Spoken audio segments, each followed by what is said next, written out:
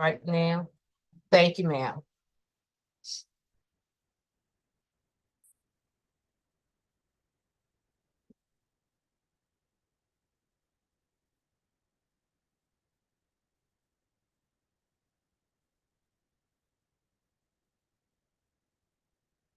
Good afternoon.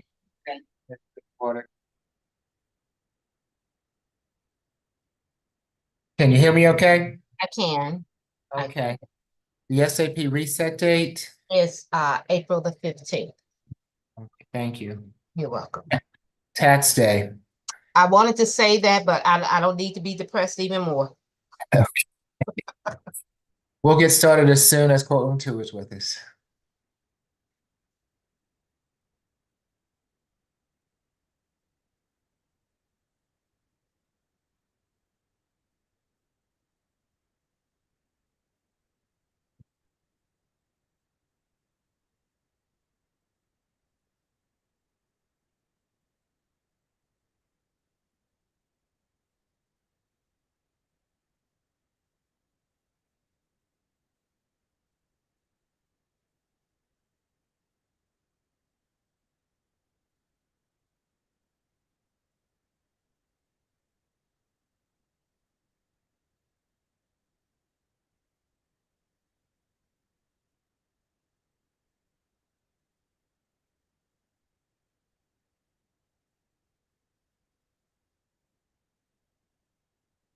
Good seeing you.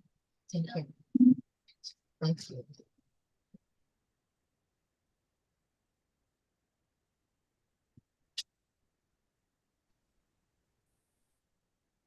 Just got to get my volume up a little bit. Thank you.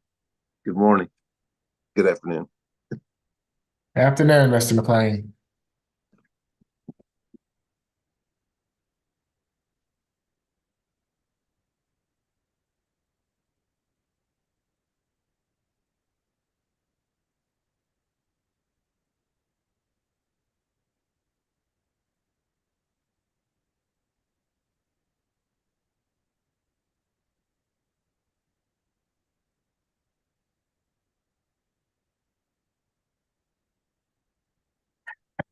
I'm happy to have everyone here with me this afternoon. This is a court session, so if you are driving a car, you need to pull over and if you are, Ms. Redwine, I wasn't speaking of you. You're fine to be in the car, but I saw somebody else that appeared to be driving a car. That's very unsafe. So, but we're happy to have you all with us.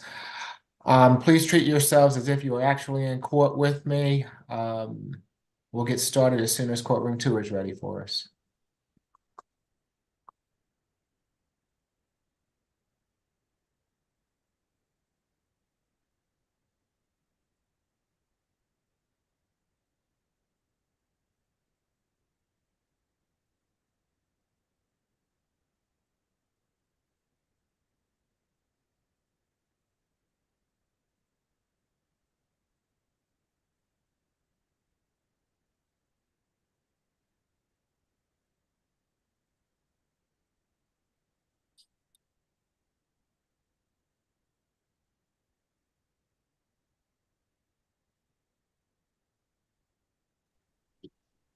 Good afternoon, Your Honor. We're all set.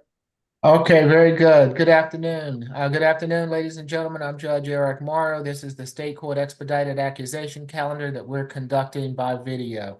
You have a right to remain silent. Anything that you say can be used against you. You have a right to have an attorney present at these proceedings. If you do not have a private attorney, we're providing you with the assistance of a public defender this afternoon if you choose to utilize their service.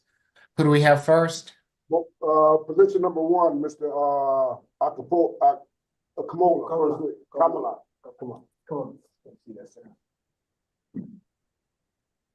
Good afternoon, Mr. Akapal. You've been charged in case 25 CR 001667F with hit and run, no insurance, and improper erratic lane change, and failure to obey a traffic signal. Is there a history? Good afternoon, Ms. Jackson. Good afternoon. He does not have any prior arrests on file, Your Honor. He appears to meet the criteria for UJR through the jail. Nothing in addition. Okay. Mr. Sirocco, good afternoon. Good afternoon, Judge. This incident took place on March 11th, 2025 at the Georgia 400 northbound exit near the Northridge Drive intersection in Atlanta. Law enforcement later investigated a reported hit and run that took place on that date, reviewed the footage at the intersection that showed the collision, showed a vehicle, a Toyota Corolla that was registered to the defendant, which was run through GCIC and showed no insurance coverage on the vehicle. It was the officer's observation from that video that the defendant was trying to squeeze in between a vehicle and then the victim's vehicle, causing the collision.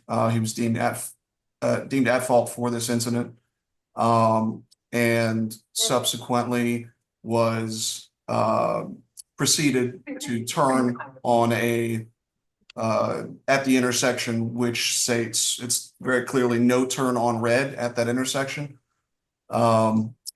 When defendant was contacted later, he admitted he didn't remain at the scene because he had a doctor's appointment. Never returned to the scene of the incident to exchange information and whatnot. The state is requesting a signature bond through pretrial services for these counts, and that is it. Thank you. Mr. Chatai, is this your case? This is my case, Judge, and I would not object to a signature bond. Okay, for each charge, it will be a $500 signature bond through the jail, makes for a total of a $2,000 signature bond through the jail. No driving without proper documentation, no drugs, alcohol, weapons while out on bond. Good luck to you, sir.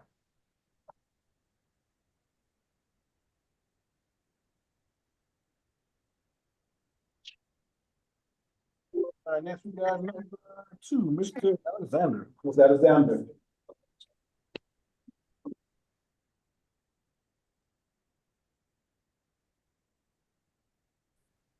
Good afternoon, Mr. Alexander. You have been charged in case 25 CR 001668E with battery family violence. Is there a history, Ms. Jackson? There are no prior arrests on file, Your Honor. He does appear to meet the criteria for UJR through the jail. Nothing in addition. Thank you. Mr. Siraka? Thank you, Judge. This incident took place yesterday, March 30th, 2025, at Henry Road and Alpharetta Highway in Roswell. They responded, law enforcement responded to 1175 Henry Road, which is the in-town suites, in reference to a physical domestic incident that had taken place. Upon arrival, they spoke with the defendant, who talked about leaving with his bag, and his girlfriend, the victim, Miss Tiffany Stoutmeyer, followed him out. They'd been living together since last September. Ultimately, he followed her and he shoved her away from him while she was trying to look inside his bag. Something suspicious, couldn't tell you.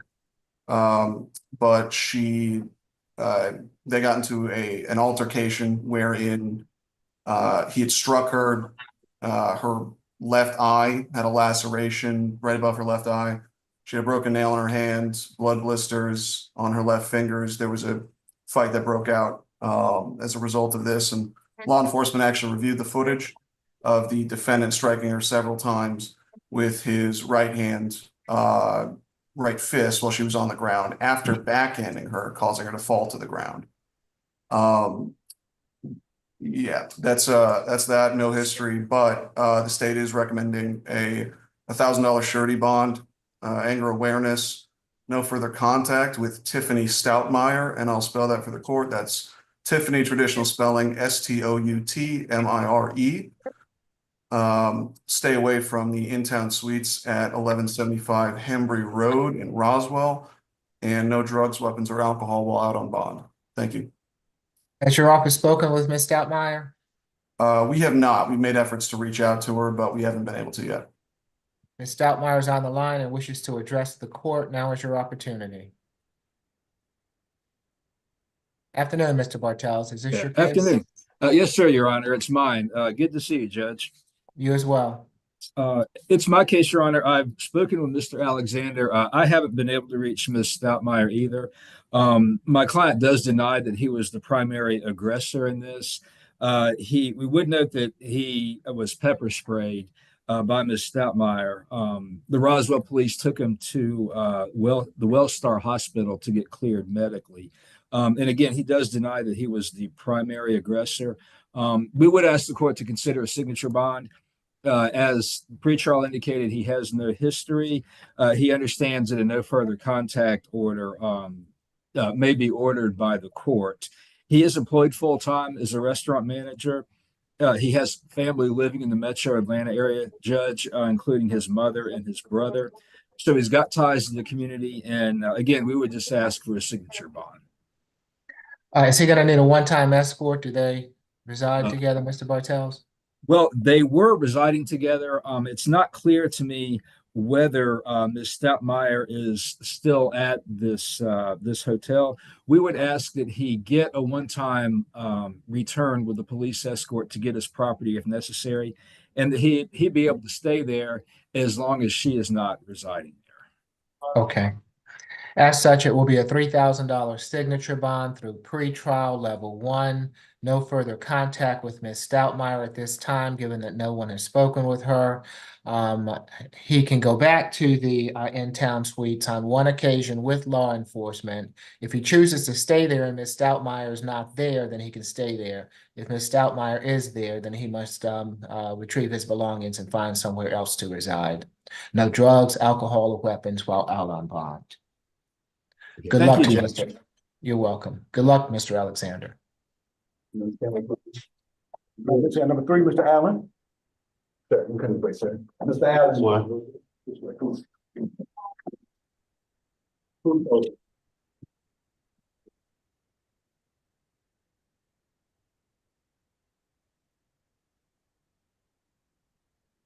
Good afternoon, Mr. Allen. You have been charged in case 25 CR 001670A with possession of marijuana less than an ounce, willful obstruction of law enforcement officers, and reckless conduct.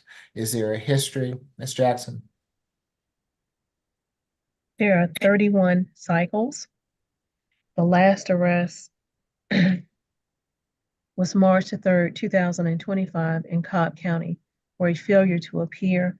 The underlying charge was not listed. It just stated it was a misdemeanor. He does appear to have open cases and probation. There's an open probation case out of Brazelton, Georgia, for driving while license suspended or revoked. That disposition date was December the 3rd, 2024, and the term date was December 2024. Term is for 12. And he does appear to have an open probation case in Henry County for obstruction of an officer and driving while license suspended or revoked. That disposition date was November the 21st, 2024, and the term is for 12 months. And he does have, he does have open cases pending. There's one out of DeKalb County for robbery. And he also has an open case pending out of Cobb County for obstruction of an officer and failure to obey, I guess, by a pedestrian.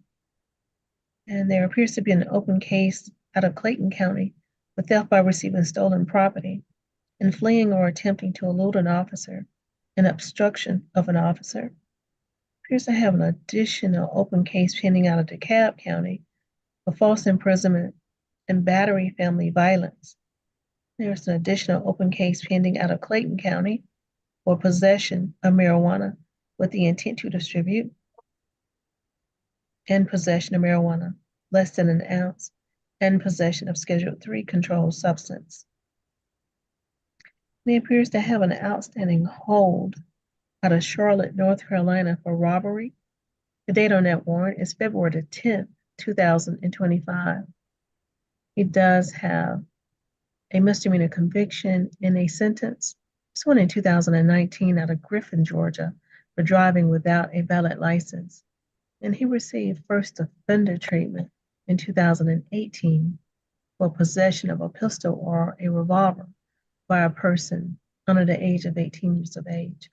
That case was sealed August 15th, 2019. Nothing in addition, Your Honor. Mr. Soroka? Yes, Judge. So this incident took place on March 30th, 2025. It was at 3031 Main Street in East Point. It's the Family Dollar at that location. Law enforcement responded there about a theft, the details of which I don't have information on, but before arrival, officer had a description of the male involved and made contact with that individual who was later identified as a defendant. Defendant stated he didn't do anything wrong and started to run. That officer, other officers began to chase that defendant through the neighborhood. He was later apprehended, but during that chase, the defendant caused damage to a fence, also had a firearm and what was determined to be marijuana in his possession that he tossed during the pursuit. Both those were recovered. He had to be tasered by one officer in order to stop him ultimately. The defendant, I'll say this, is a convicted felon. Some of those cases that Ms. Jackson alluded to, certainly the one in Clayton County, Superior felony theft by taking, among other charges, he was convicted of in 2024. So we are seeking a felony upgrade on account of the possession of the firearm. But as she was stating, there are a number of charges. It's a pretty long history here, but I will say in terms of relevant to this particular offense, because there's so many. Possession of a pistol or revolver by a person under the age of 18. Again, that was FOA sealed in 2019. You have a willful obstruction conviction, 2024, willful obstruction, driving while license suspended or revoked, 2024, simple battery conviction, 2022, another willful obstruction, 2023, and a false imprisonment and battery, family violence. I believe that's open into cab is the one we were talking about. Among other open cases I see as well, parole violations, 2019, 2 in 2020, 1 in 2024, FTAs, 1 in 2022, 3 in 2023, 2 in 2024, and 1 in 2025, as well as the open cases as previously referenced.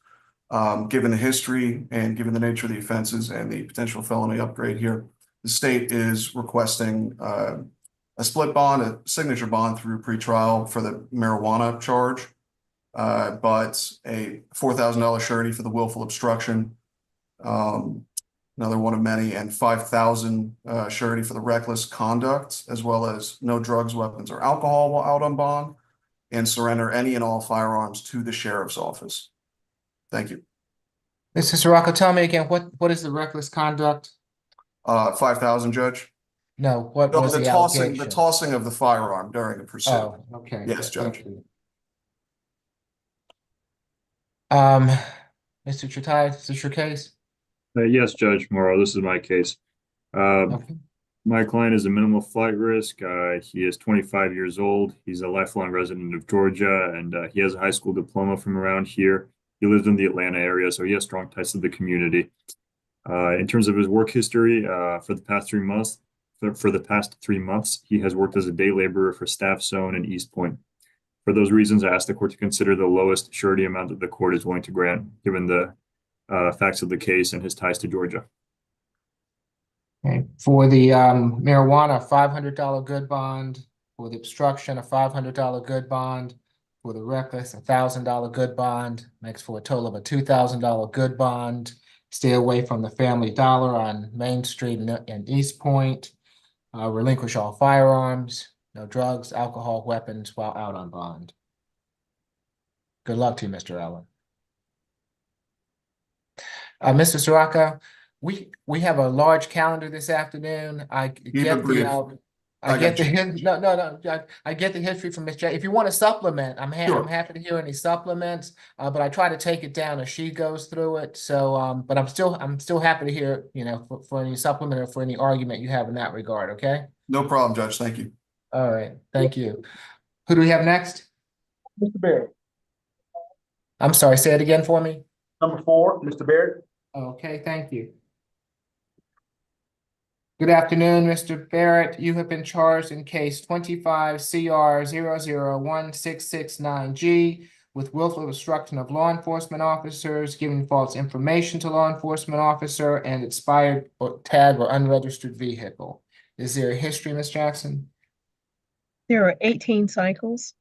The last arrest was February the 13th, 2025, out of North Carolina for a charge associated with the CWAC. And he does appear to have an outstanding hold out of Raleigh, North Carolina for a parole violation. The date on that warrant was March the 14th, 2025. And he does have prior felony convictions. One in 2004 out of North Carolina for failure to comply with the register. One in 2022 out of North Carolina for failure to comply with the register. One in 2018 out of North Carolina for failure to comply with the register. And it's one in 2014 out of North Carolina for the actual CWAC, Your Honor. There's one in 2011 for a misdemeanor out of North Carolina for breaking and entering and larceny. And he appears to meet the criteria for UJR level 1. Nothing in addition, Your Honor. Thank you. Mr. Soroka? Yes, Judge. This incident took place on March 27th, 2025. It was at 3816 Washington Road in Atlanta. It's that Chevron at that location around there. Law enforcement observed a orange Dodge Charger, pretty recognizable car, that was traveling southbound on the Washington Road near Camp Creek with an expired registration. The officer initiated a traffic stop. Upon approaching, the officer could immediately smell odor of marijuana emanating from the vehicle. Defendant didn't have any identifying documents or registration paperwork for the vehicle. When asked, for his name and date of birth, defendant provided a false name, stating his name was John. His name is, in fact, Stephen Barrett. He was ordered to get out of the vehicle. Officer instructed him to place his hands behind his back. Defendant was tensing up, pushing off the officer, and escaped the officer's grasp, actually running northbound on Washington Road. He was eventually taken down at taser point.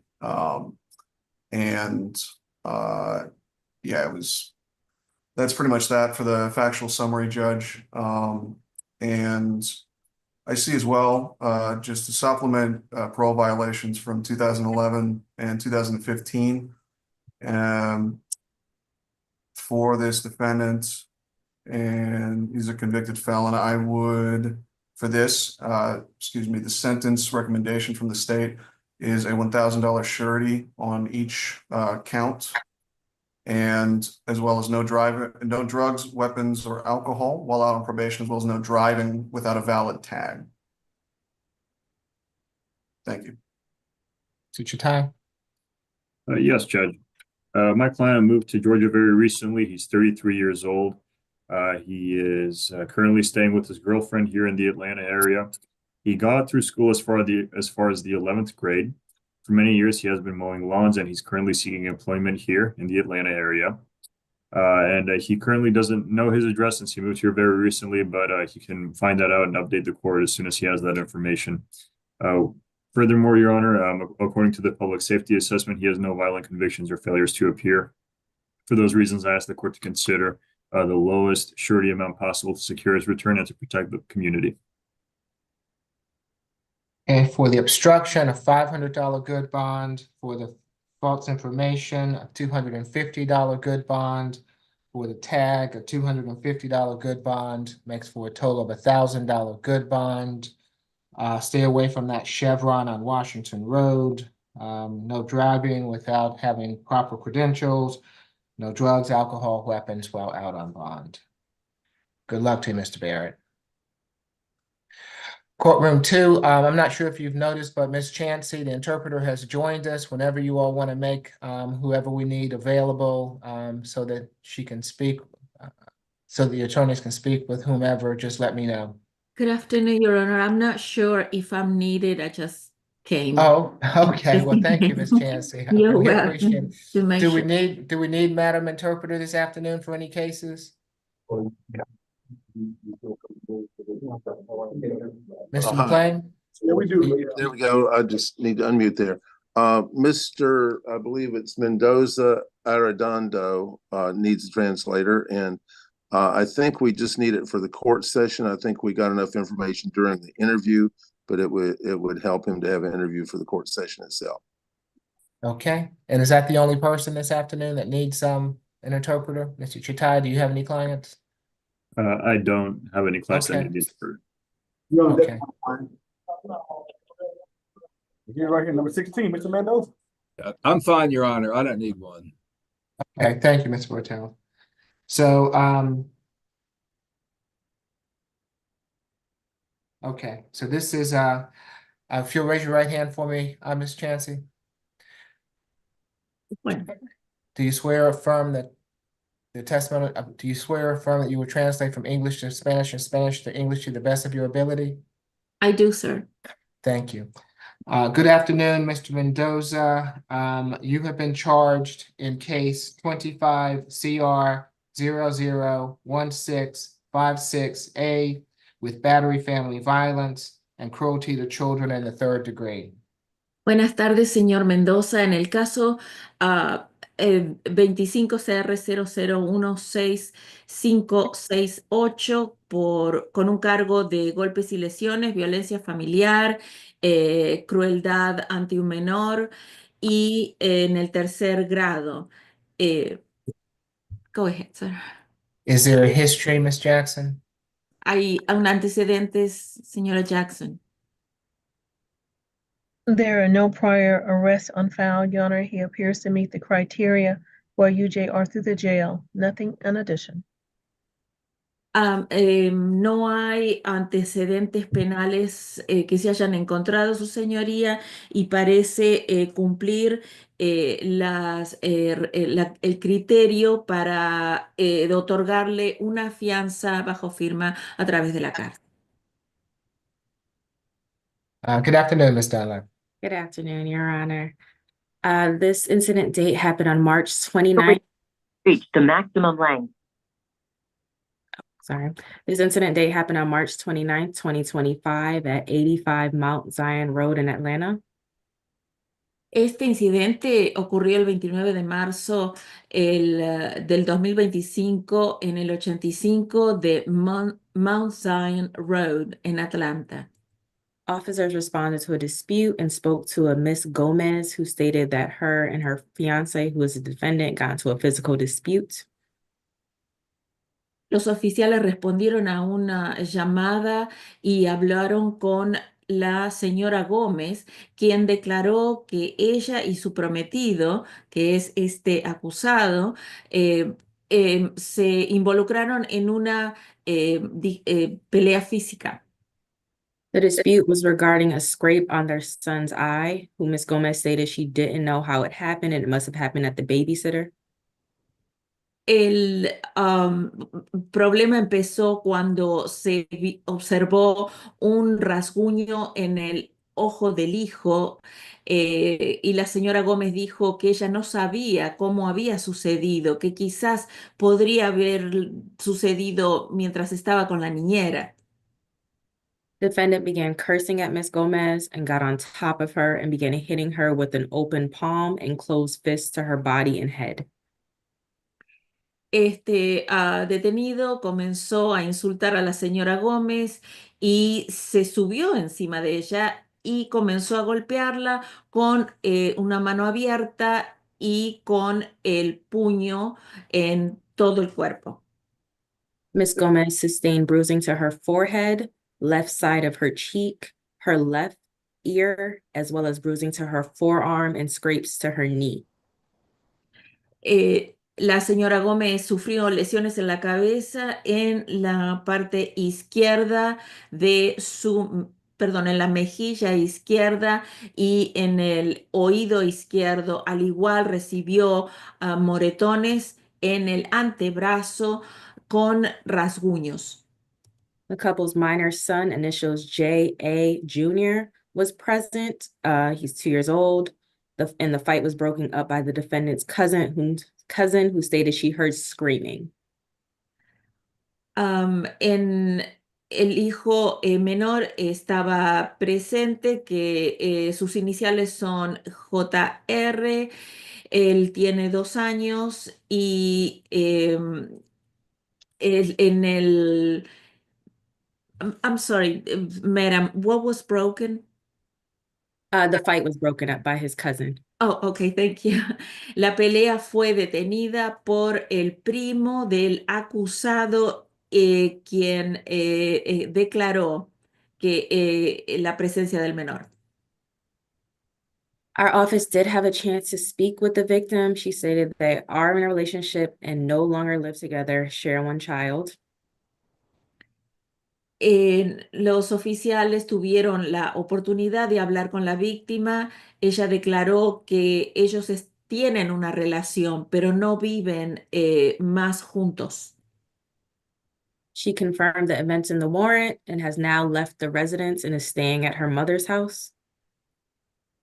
Ella confirmó que debido a los eventos que declara en la orden de arresto, ella ahora se ha ido de la residencia y está viviendo con su madre.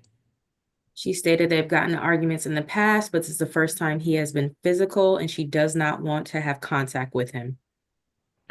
Ella confirmó que los eventos habían pasado antes, pero no como esta vez, y que no quiere tener más contacto alguno con él.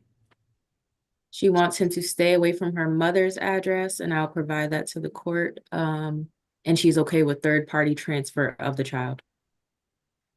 Ella no quiere, quiere que él se mantenga distanciado de la dirección donde vive su madre, que se la proveeré al tribunal, y que ella está de acuerdo con que haya una tercera parte para proveer el transporte y la visita. Absent his criminal history, but given the nature of her injuries, the state is looking for a $2,000 surety bond. Debido a los antecedentes y la naturaleza de estas lesiones, la Fiscalía está solicitando una fianza de $2,000 bajo garantía. No further contact with Maria Gomez and minor child initials J.A. Jr. No tener ningún contacto con la señora Gómez, ni tampoco con el menor J.A. Jr. Stay away from her mother's address at 2941 Rockwood Road in East Point. También no tener contacto o mantenerse distanciado de la dirección de la residencia de la madre de la señora en el 2941 Rockwood Road. East Point. Oh, in East Point. Thank you. 1 day anger awareness and no drugs, alcohol, or weapons. Debe tomar una clase de concientización de la ira, y queda prohibido el uso de drogas, alcohol y armas. And we can sound for the victim when appropriate. Y podemos llamar a la víctima cuando sea apropiado. Señora María Gómez, ¿se encuentra presente en la plataforma de Zoom? Avísenos y prenda su micrófono. Señora María Gómez.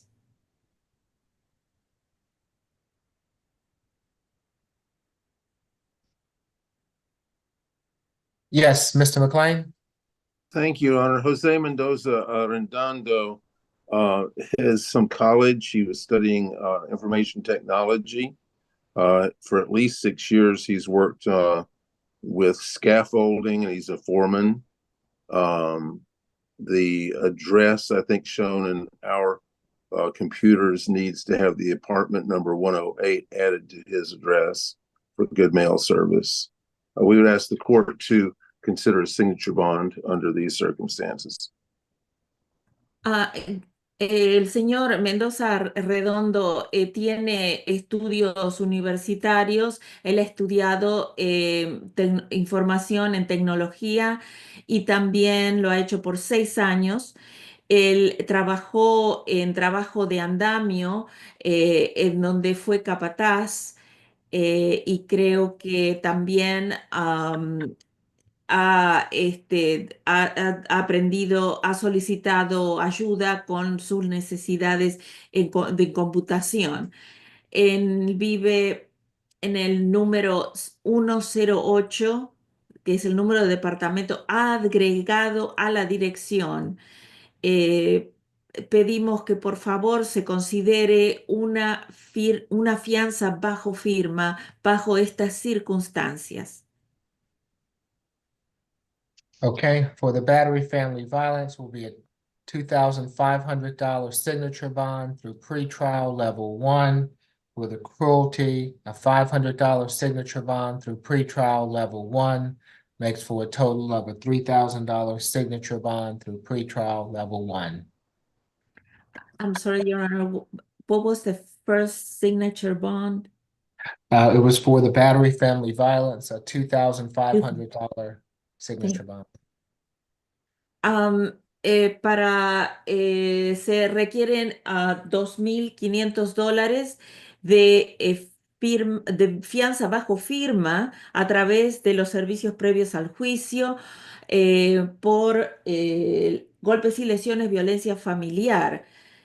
Para crueldad ante un menor son $500 de fianza bajo firma a través de los servicios previos al juicio, lo que hace un total de $3,000 de fianza bajo firma a través de los servicios previos al juicio. I think I did it right. Thank you. No further contact with Maria Gomez and stay away from the Rockwood Road address. Queda prohibido tener contacto con María Gómez y debe mantenerse, hay una orden de distanciamiento para la dirección de Rockwood Road de la señora madre. Third party transfer of the minor child for visitation and no drugs, alcohol, weapons while out on bond. Se permite el transporte a través de una tercera persona del menor para que se logre la visita. Se prohíbe el uso de drogas, alcohol y armas. Good luck to you, Mr. Mendoza. Buena suerte, señor Mendoza. Okay, if we don't need Madam Interpreter, I'm going to release her for the day. Thank you, Ms. Chancey. I appreciate you being here this You're afternoon. welcome, sir. Have a good evening. Bye-bye. You do the same. Good afternoon, Your Honor. After the gentleman in courtroom 2 go, position 14 is over here and 17. Thank you. Okay, good afternoon, Officer Milton. I'm sorry, did you say you wanted me to come to ACDC now, or you want me to stay in courtroom 2? We can go 1 and 1. Okay, so, Yeah, we go back and forth, please. okay, so you want me to go to courtroom 2 now? Yes, sir, and then come back to ACDC. Okay, so who do we have in courtroom 2? Number 5, Mr. Brittain. Good afternoon, Mr. Brittain. You have been charged in case 25 CR 001672C with simple battery family violence and simple assault family violence. Is there a history, Ms. Jackson? Your Honor, he does not have any prior arrests on file. He appears to meet the criteria for a UJR through the jail. Nothing in addition.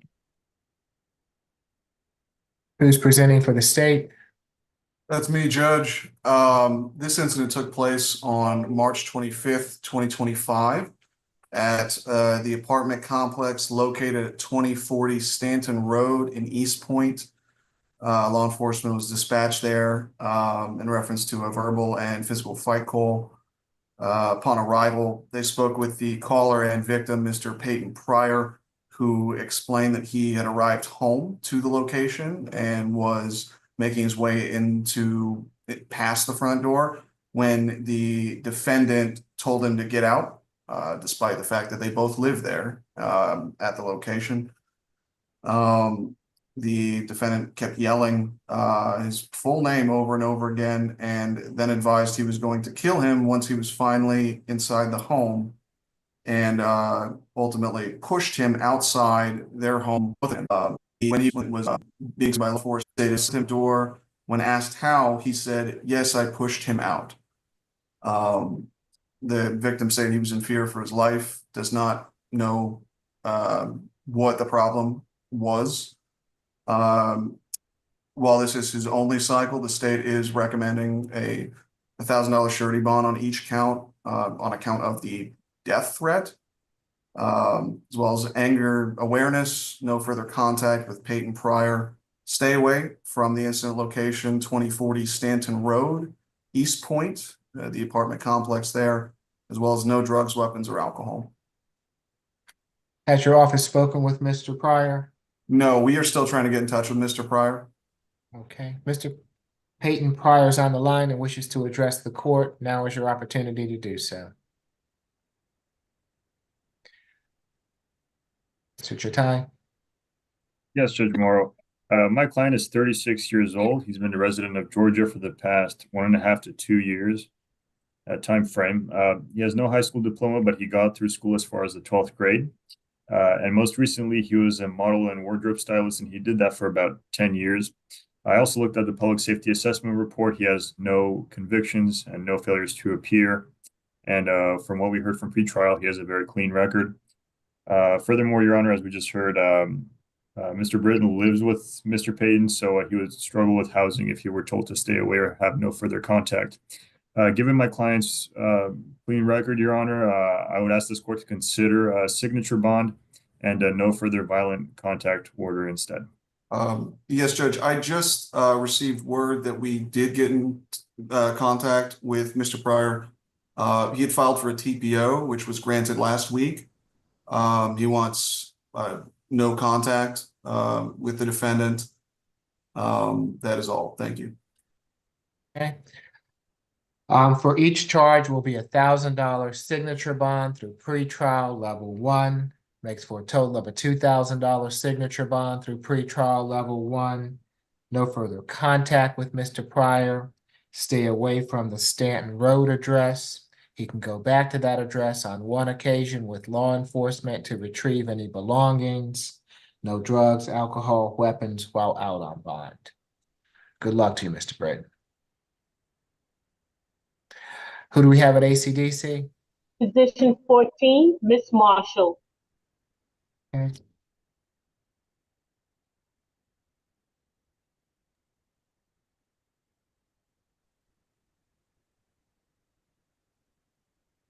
Let me address Miss Marshall and the other young lady that's there in ACDC. Good afternoon. I'm Judge Eric. No, you can stay. You can sit right there, ma'am. Good afternoon. Good afternoon. I'm Judge Eric Morrow. This is the State Court Expedited Accusation Calendar that we are conducting by video. You have a right to remain silent. Anything you say can be used against you. You have a right to have an attorney present at these proceedings. We're providing you with the assistance of a public defender this afternoon if you choose to utilize their service.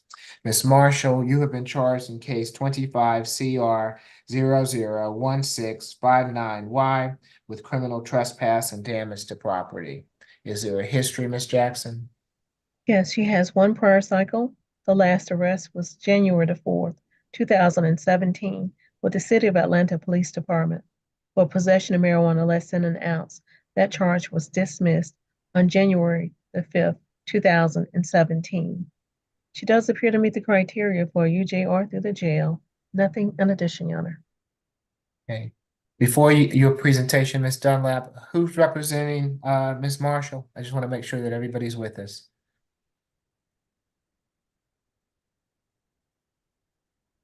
Mr. Bartels, Mr. Tatai, Mr. McLean.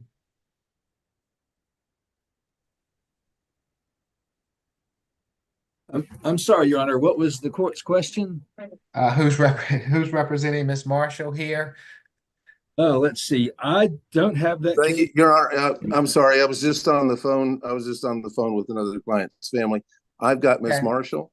All right, I just want to make sure that we don't move ahead and that you're not with us, Mr. McLean. We've got too many people to be wasting time this afternoon. All right, Miss Dunlap.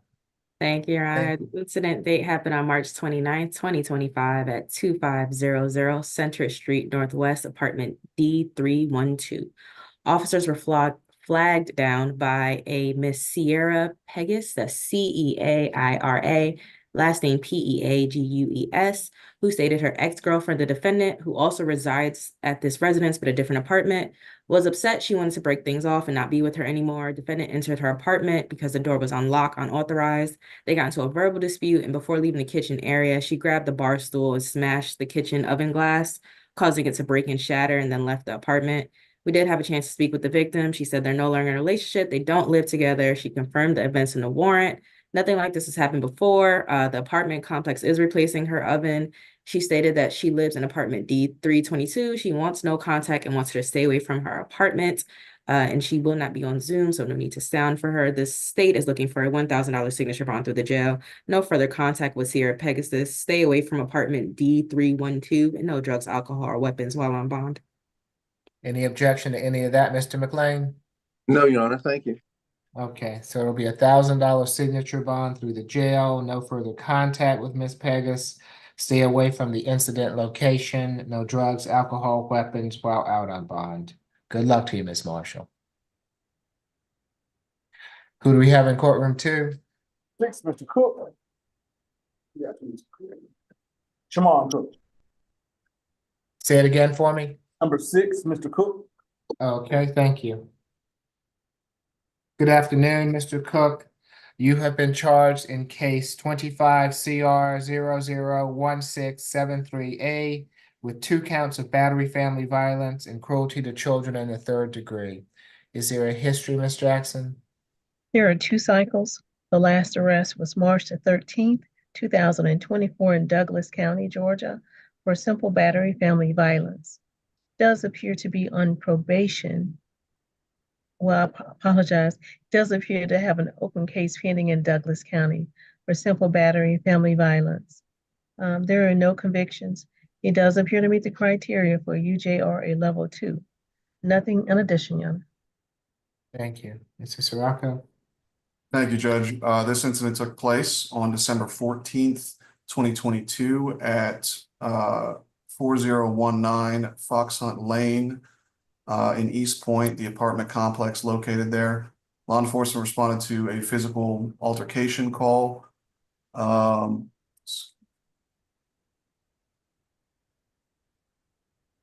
Give me 1 second. Bear with me. Apologies.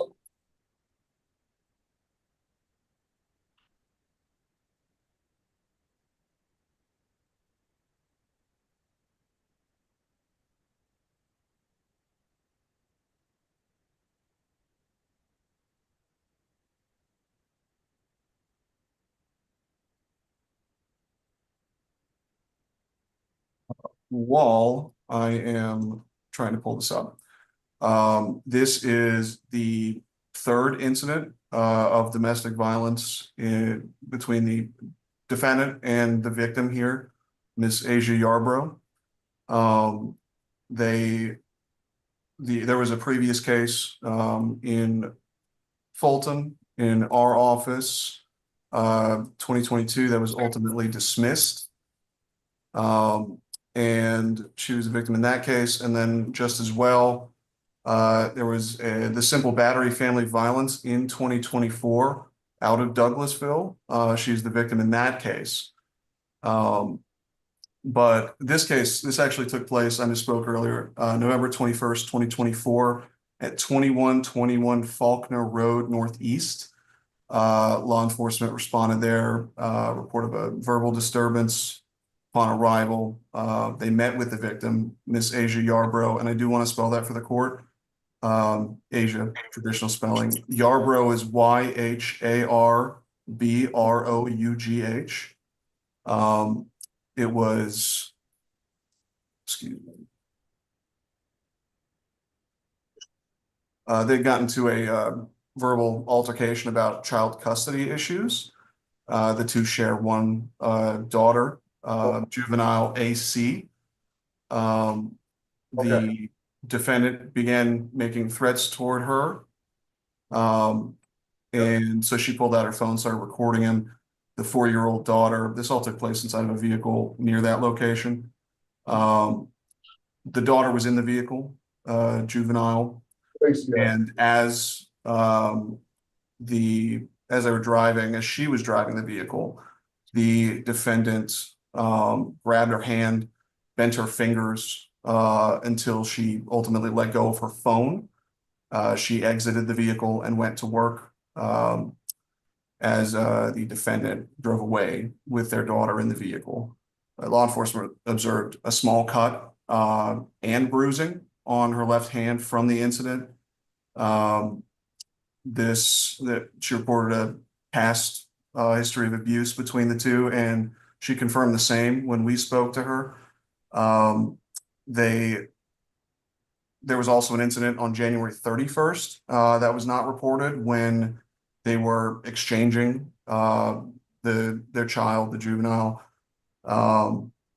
where she was strapping the child in the car seat and the defendant sped off, dragging her, and she scraped her knee. Explained that he has been violent in the past, confirmed that those previous incidents, that she was the one in those previous incidents as well. She only wants contact for the child, but the state is going to be asking for no further contact. But before I get to that, the state's requesting a $2,000 surety bond on each count of battery, family violence, and a $1,000 surety bond on the cruelty to children in the third. FVIP, no further contact with Asia Yarbrough, a third-party transport for the child. Stay away from that address. It is 2121 Faulkner Road. And no drugs, weapons, or alcohol while out on bond. Hey, Ms. Yarborough, I'll see you there. If you would like to address the court, now is your opportunity. I'll need for you to raise your right hand for me, ma'am.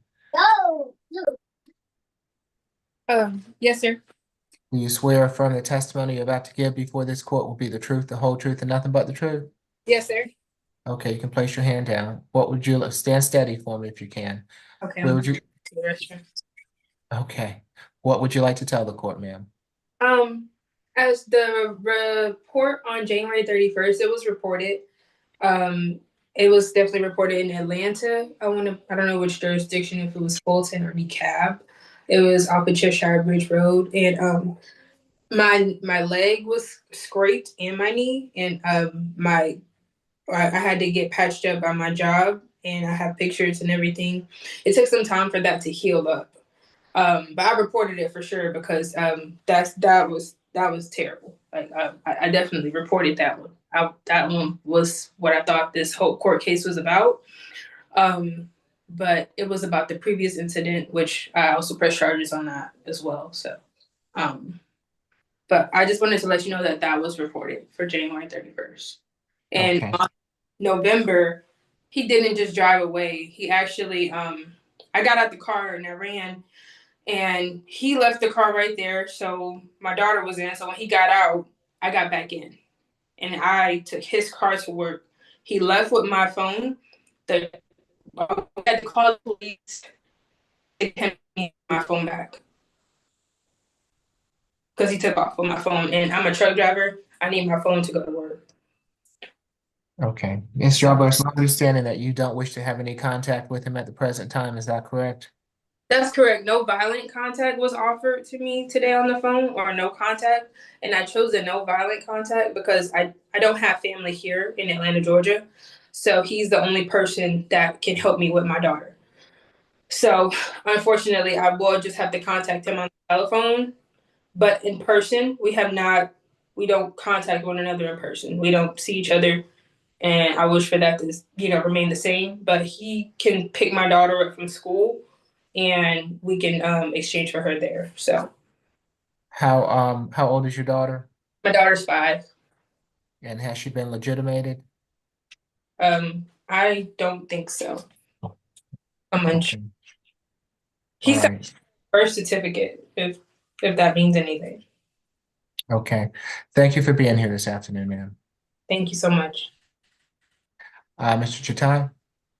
Yes, Judge. My client is 36 years old. According to his public safety assessment report, he has no convictions or failures to appear. He has a relatively clean criminal history. He's a lifelong resident of Georgia, meaning he has strong ties to the community. He has a high school diploma, and he also did 1 year, I believe, at Georgia State University. He studied business management. He's currently in his 3rd year working for Cardinal Health. He was recently promoted to supervisor in warehouse operations. For those reasons, we ask for the lowest surety amount possible. Okay, for each of the battery charges will be a $2,000 signature bond through pretrial level 2. For the cruelty, $1,000 signature bond through pretrial level 2. Makes for a total of a $5,000 signature bond through pretrial level 2. At this time, no further contact with Ms. Yarborough. Stay away from the Faulkner Road address. There can be third-party transfer of the 5-year-old minor child for visitation, but no drugs, alcohol, weapons while out on bond. Ms. Yarborough, because of the number of incidences and that if your child is 5 years old, I do not want him to be around you at this time until we resolve all this matter. Until that time, you'll have to make some additional arrangements. I'm not going to keep him from his child, but at the same time, I'm not going to have him being around you. So you all are going to have to find a third party to transfer the minor child for visitation. All right. Good luck to you both. Thank you, sir. You're welcome. Number 12, Mr. Lacy. And that's You the want me to- position. So, yes. All right. Let me go to ACDC to let them go. So who do we have at ACDC? Position 17, Your Honor. Thank you. Okay. Ms. Murray, good afternoon. You have been charged in case 25 CR 001663C with battery, family violence, cruelty to children in the 3rd degree, and criminal trespass and damage to property. Is there a history, Ms. Jackson? Your Honor, she does not have any prior arrest on file. She appears to meet the criteria for UJ or through the jail. Nothing in addition. Thank you. Ms. Dunlap? Thank you, Your Honor. This incident date happened yesterday on the 30th at 2769 Live Oak Trail in College Park. Officers responded to a domestic dispute. They made contact with the defendant, who was with her minor daughter, initials TM. Victim in this case, Mr. Justin Alexander, who advised they were in a physical dispute. They spoke with the victim, who stated that the defendant was upset that he wasn't answering her phone calls. She called him approximately 23 times in reference to a mortgage bill. Then she came to his residence, was a rooming home that he shares with other people. He's unaware who let her in the home. As the verbal argument ensued, he attempted to close the door to end the verbal dispute. She not only tried to pry the door open with the minor child in her arms, but she physically broke down the door, causing it to hit Mr. Alexander on the left side of his eye and breaking it off the hinges. He went to try to grab her, accidentally grabbed the minor child. Our office did have a chance to speak with the victim. He stated they are in a relationship. They do not live together. They share this one minor child, confirmed the events in the warrant. He stated that she's now left the residence and staying at her mother's house. They've gotten in several arguments in the past, and the first time it's been physical. He stated he does not wish to have, I'm sorry, this is the wrong, sorry, that was the wrong victim impact statement. I apologize for that. The state is looking for a $3,000 signature bond through pretrial in this case, 1-day anger awareness, no further contact with Justin Alexander. I'll leave the no further contact with the minor child up into the court's discretion. I'm not sure how to proceed on that since she was holding a child during this incident. No drugs, alcohol, weapons while on bond, and I believe we can sound for the victim when appropriate. Mr. Alexander, I believe you're on the line. If you would like to address the court, now is your opportunity. I'll need for you to raise your right hand for me, please, sir. Do you swear or affirm the testimony you're about to give before this court be the truth, the whole truth, and nothing but the truth? Yes, I do. Okay, you can place your hand down. What would you like to tell the court? Well, hearing what she said, the police said, there's a lot of inconsistencies in that. We were not dating currently when this incident happened. She did not try to pry open the door. Um, this is not our first physical altercation as well. Those are the three things I wanted to clear up.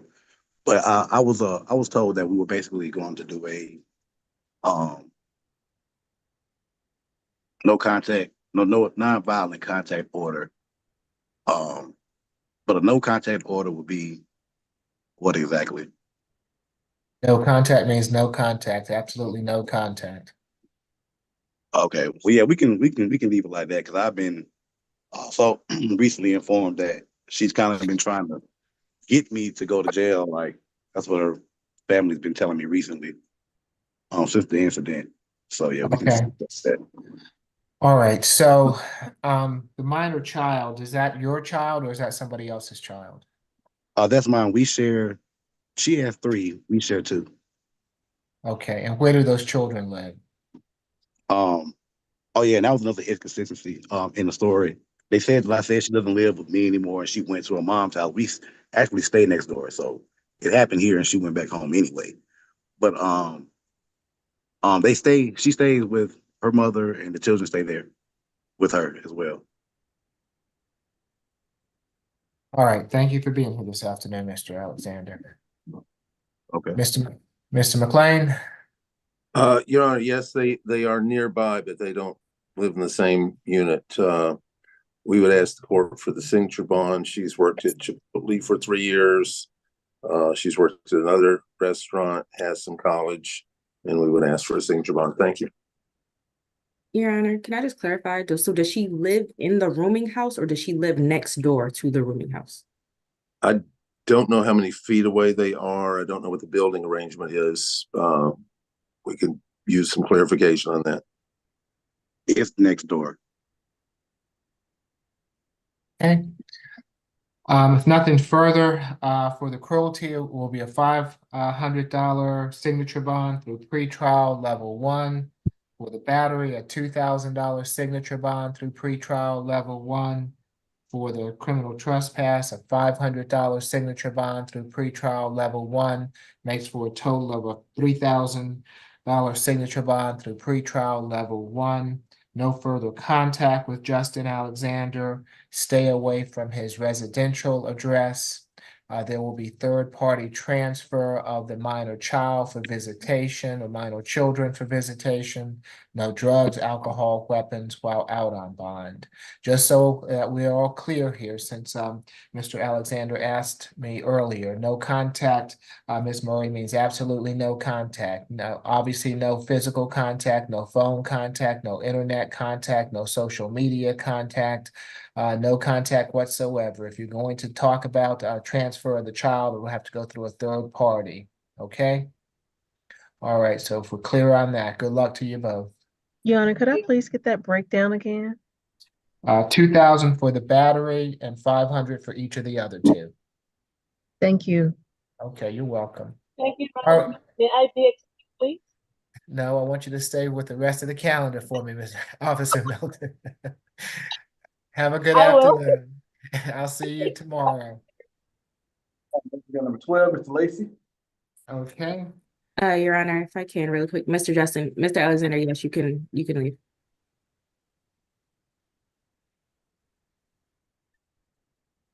Good afternoon, Mr. Lacy. You have been charged in case 25 CR 0016661J with 2 counts of battery family violence and 1 count of simple battery family violence. Is there a history, Ms. Jackson? There are 4 cycles. The last arrest was July the 22nd, 2021 in Cobb County for possession of marijuana with the intent to distribute and possession of methamphetamine and possession of a firearm or a knife during commission of a felony and obstruction of an officer in a DUI and financial or transaction card theft and carrying a weapon without a valid license. He does appear to be on probation in Cobb County for possession of a firearm or a knife during commission of a felony. That disposition date was May the 26th, 2022, 10 days of confinement and 5 years of probation. Does have one misdemeanor sentence. This one in 2018 out of Clayton County for entering a restricted area. That case was sealed October the 24th, 2019. He does appear to meet the criteria for UJRA level 2. Nothing in addition, Your Honor. Ms. Jackson, did you have the battery family violence arrest from 2015? It may be in the GCIC, but I did not list it as a conviction or anything. Okay, thank you. Yes, ma'am. Your Honor, this incident date was on March 2nd, 2025 at 1040 Huff Road Northwest, apartment 2209 in Atlanta. Officers responded to a person screaming for help, a Miss Malicia, Malica Daniels, told the police she had a physical altercation with her ex-boyfriend, the defendant. He came inside the bathroom, grabbed her cell phone from her. When she went to sit on the bed, he pushed her back and started choking her, grabbing her by her neck and holding her down against the bed, began beating her with a closed fist. She stated she did not lose consciousness, but was screaming for help as she was trying to fight him off. As she was attempting to flee from him, when she got loose from his grip, he slammed her on the floor by the front door in the foyer area. She sustained several injuries, such as a lump and swelling to her forehead, scratches to her right arm, scratches to her right hand, and broken nails. She stated they have been a couple for 10 years. Our office did have a chance to speak with the victim. She stated they're no longer in a relationship. They no longer live together. They share no children. She confirmed the events in the warrant. She did confirm that the defendant did choke her, but she was able to breathe and she did not feel like she was going to pass out. She stated this is not the first time the defendant has been violent towards her and not the first time he has been arrested for violence towards her. There was a previous case, the battery family violence that I mentioned, 17CR015272F. That was dismissed because he complied with the domestic violence 24-week course and he was ordered to have no further violent contact with her. So she's the same victim in this case. She stated they have had little to no contact since this incident and she has left the residence. She's not in fear of the defendant. She's okay with no further violent contact. Given they did have a previous case, I guess that would be about 10 years ago still. The state is looking for a $6,000 surety bond on this case. No further contact this time with Miss Malicia Daniels. A stay away from 1040 Huff Road Northwest, and if not a stay away, I guess a one-time law enforcement escort to confirm she has left the residence, family violence intervention program, and no drugs, alcohol, or weapons while on bond. Ms. Daniels is on the line and wishes to address the court. Now is your opportunity. Yes, Your Honor. Okay, you'll have to come on video for me, Ms. Daniels. All right. Can you raise your right hand for me, please, ma'am?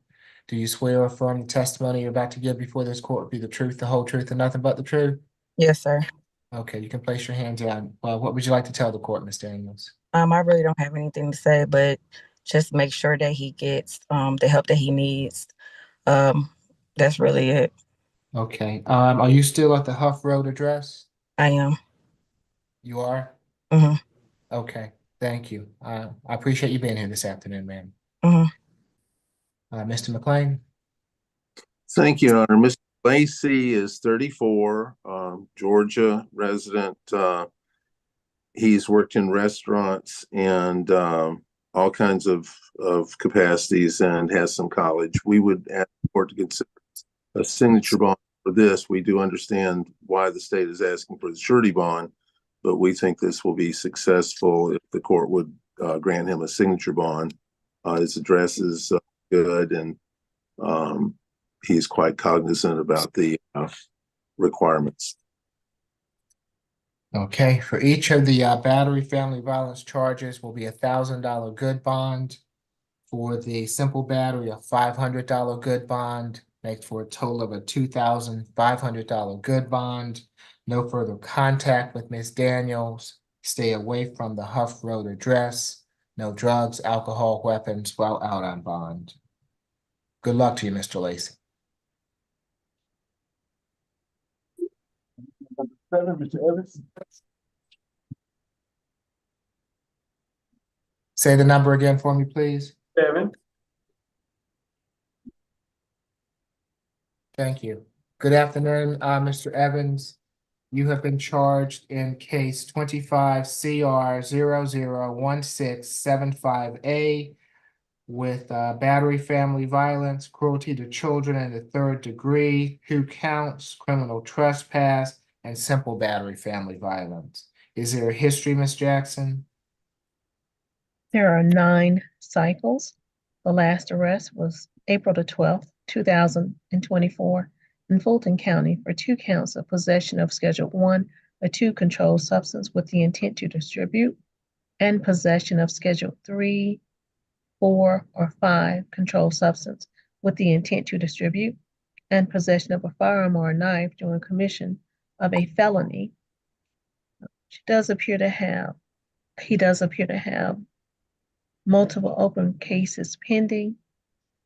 One in Fulton County, that case number is 24 PI002589 for 2 counts of possession of Schedule 1, a 2 controlled substance with the intent to distribute, and possession of Schedule 3, 4, or 5 controlled substance with the intent to distribute, and possession of a firearm or a knife during commission of a felony.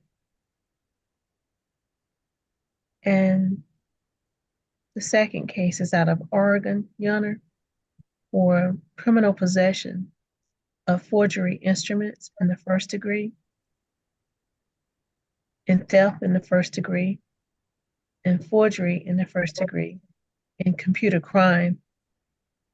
And the second case is out of Oregon as well, for criminal conspiracy and theft in the 1st degree, aggravated, and 4 counts of computer crime, and 10 counts of criminal possession of forgery devices, and 9 counts of theft in the 1st degree. He does appear to have an outstanding hold out of Oregon for a failure to appear. The date on that warrant was January the 27th, 2020. Nothing in addition, Your Honor. Yes, Judge. This incident took place on August 13th, 2024 at 464 Boulevard, Northeast Atlanta, the apartment complex there. Law enforcement responded to a dispute call and upon arrival spoke with the victim, Miss Lamisha Williams, Lamesha, who explained that she was attacked by the defendant, who is her children's father. She explained the defendant got upset. He overslept. She didn't wake him up. When she was leaving the apartment, he got up, walked towards her, struck her in the face with a clenched fist and an open hand, and then continued to attack her by punching and slapping her while she tried to stop him.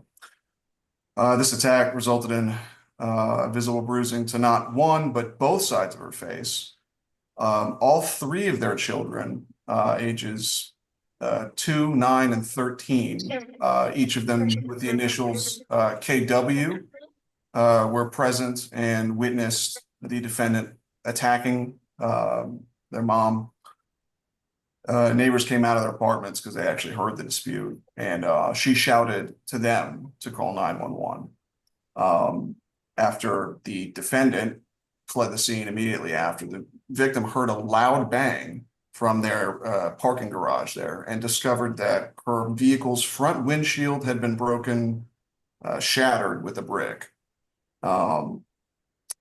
Just as well, he, if I'm not mistaken, spit on her also.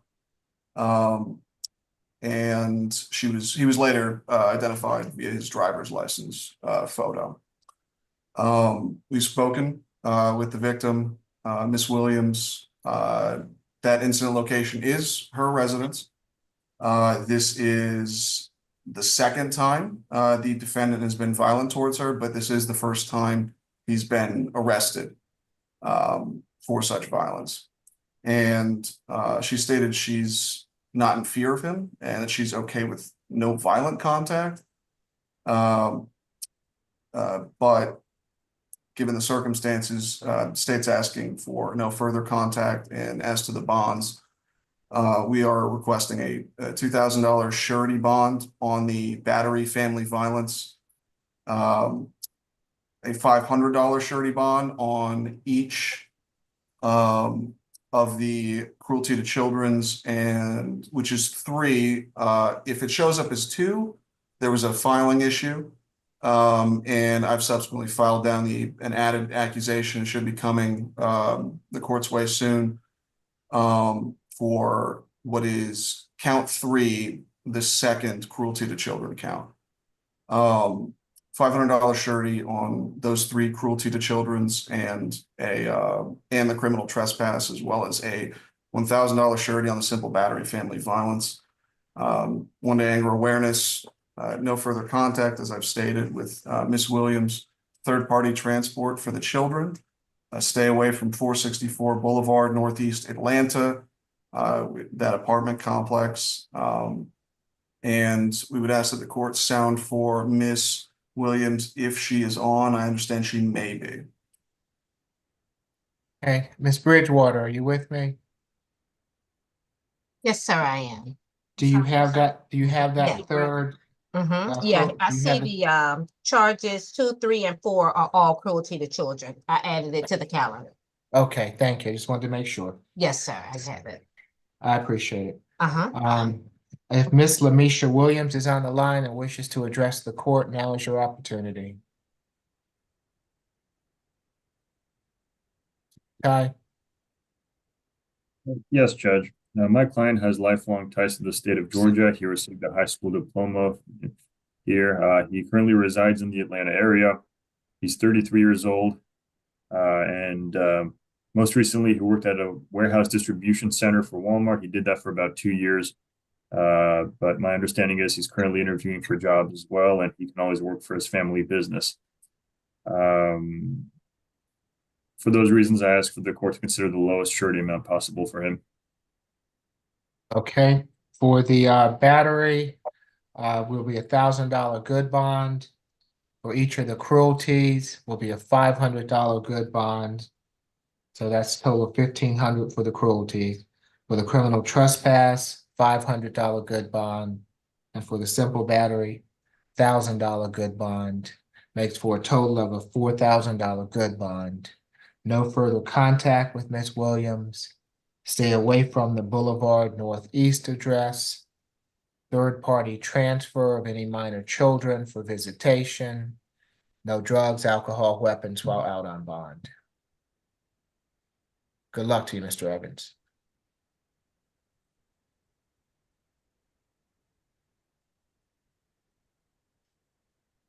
All right, let's go. Number 9, Mr. Go ahead. Iishi. Yes, sir.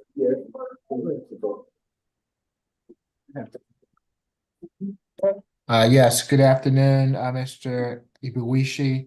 You have been charged in case 25 CR 001679H with hit and run, improper left turn, and driving while your license was suspended or revoked. Is there a history, Ms. Jackson?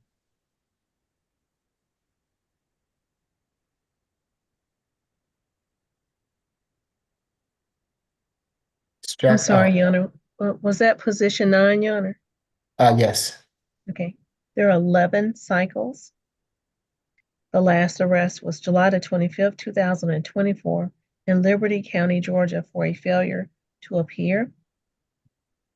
He does appear to be on probation in Liberty County for possession of a firearm by a convicted felon or felony first offender and theft by receiving stolen property. That disposition date was August the 24th, 2020, and the term is for 5 years. Also, he appears to have an additional open case, probation case, in Liberty County, Georgia, for driving while license suspended or revoked and obstruction of an officer. That disposition date was July the 30th, 2024, and the term is for 36 months. And he does appear to have an open probation case in Spalding County, Georgia, for forgery in the 3rd degree. That disposition date was June the 16th, 2022, 1 year of confinement and 4 years of probation. And he has misdemeanor sentences and convictions. Sworn in 2025, he received a nolo contendere sentence for driving while license suspended or revoked. Sworn in 2024 out of Liberty County for cruelty to animals. Sworn in 2019 out of Hinesville, Georgia for driving without a valid license. It's an additional one in 2019 out of Liberty County for driving while license suspended or revoked. And he does appear to meet the criteria for UJR a level 3, Your Honor. Nothing in addition. Thank you, Judge. Confirm this is Mr. Ibiawuchi, correct? Yes. Thank you. This incident took place on December 7th, 2024. It was at the intersection of Ralph D. Abernathy Boulevard and West End Place, Southwest Atlanta, Georgia. Law enforcement responded to a hit and run at the location and made contact with the other driver who was injured from the incident. The passenger in that vehicle was able to provide more of an explanation as to what happened. The defendant, the driver, who was identified as a defendant, was turning left onto West End Place when that vehicle, his vehicle struck the car before colliding with a light pole. The airbags were deployed. The second driver, the one who was mostly affected by this, complained of pain all over her body and had to be transported to Grady. Ultimately, the passenger in the defendant's, I believe he was a Lyft driver, provided his phone number, a Facebook account to the officer, and through that investigation, ultimately an identification was made. And it was subsequently determined that the defendant was driving said vehicle on that date of the incident with a suspended license. His license appears to have been suspended for quite some time, given the 3 NOLO pleas to it since 2018. And there are further licensure issues and driving offenses stemming back in addition to what Ms. Jackson has explained, though those are older. I see the probation violations in Florida. I see 3 of those, or 2 of those, 2017 and 2008, as well as the one referenced in Georgia, 2023. Additionally, one in 2009, one FTA in 2009 in Florida, and some. I am seeing that as well. I don't have the date of issuance for that warrant, but it registered as outstanding on our search. So with that, the state's recommendation is a $2,000 surety bond on the hit and run, a $1,000 surety bond on the improper left turn, and on the latest of many, driving while license suspended or revoked, a $3,000 surety bond. No driving without valid license, and no drugs, weapons, or alcohol while out on bond. Thank you. It's your time. Yes, Your Honor. I asked this court to consider the possibility of a signature bond, but if that's not possible, then the lowest surety amount possible. My client is 41. He has been a Georgia resident for the past 10 years. He has a high school diploma, and most recently he worked at Magic City Car Wash. He was a car detailer there, or he is still a car detailer there for about 3 years now. For those reasons, I asked the court to consider my recommendation. All right, for the hit and run, $1,000 good bond. For the improper left turn, a $500 good bond. For the driving on suspended license, $1,000 good bond makes for a total of a $2,500 good bond. No driving without a valid license. No drugs, alcohol, weapons while out on bond. Good luck to you, sir.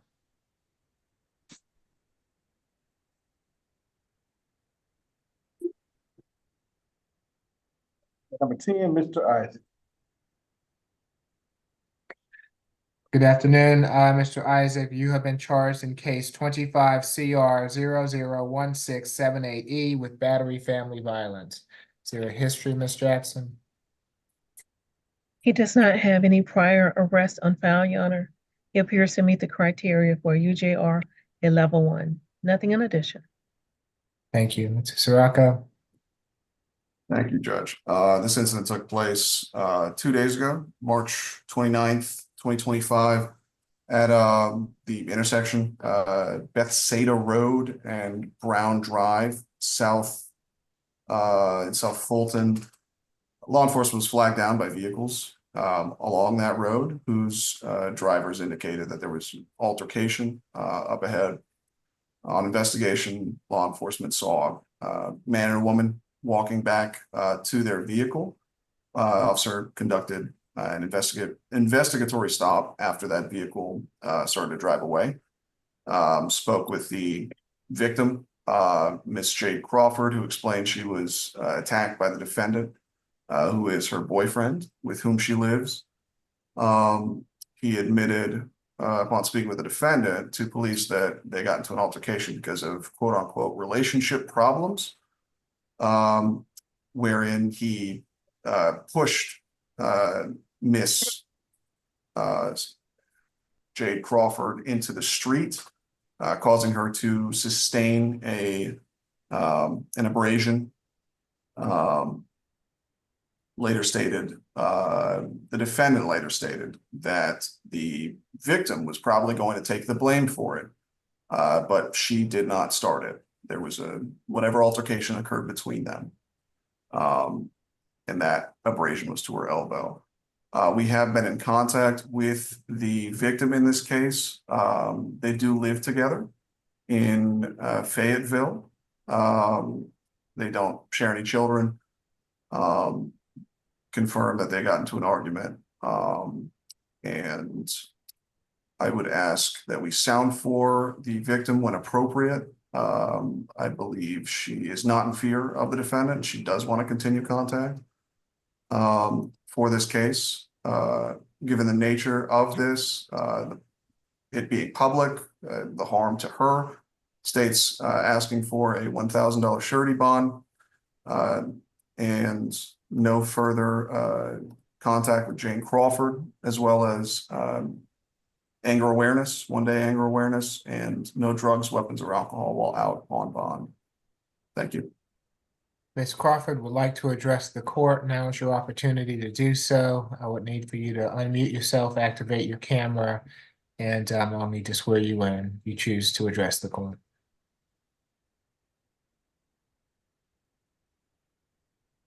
Ms. Crawford's with us. Apparently she does not choose to address the court. Mr. Chatai?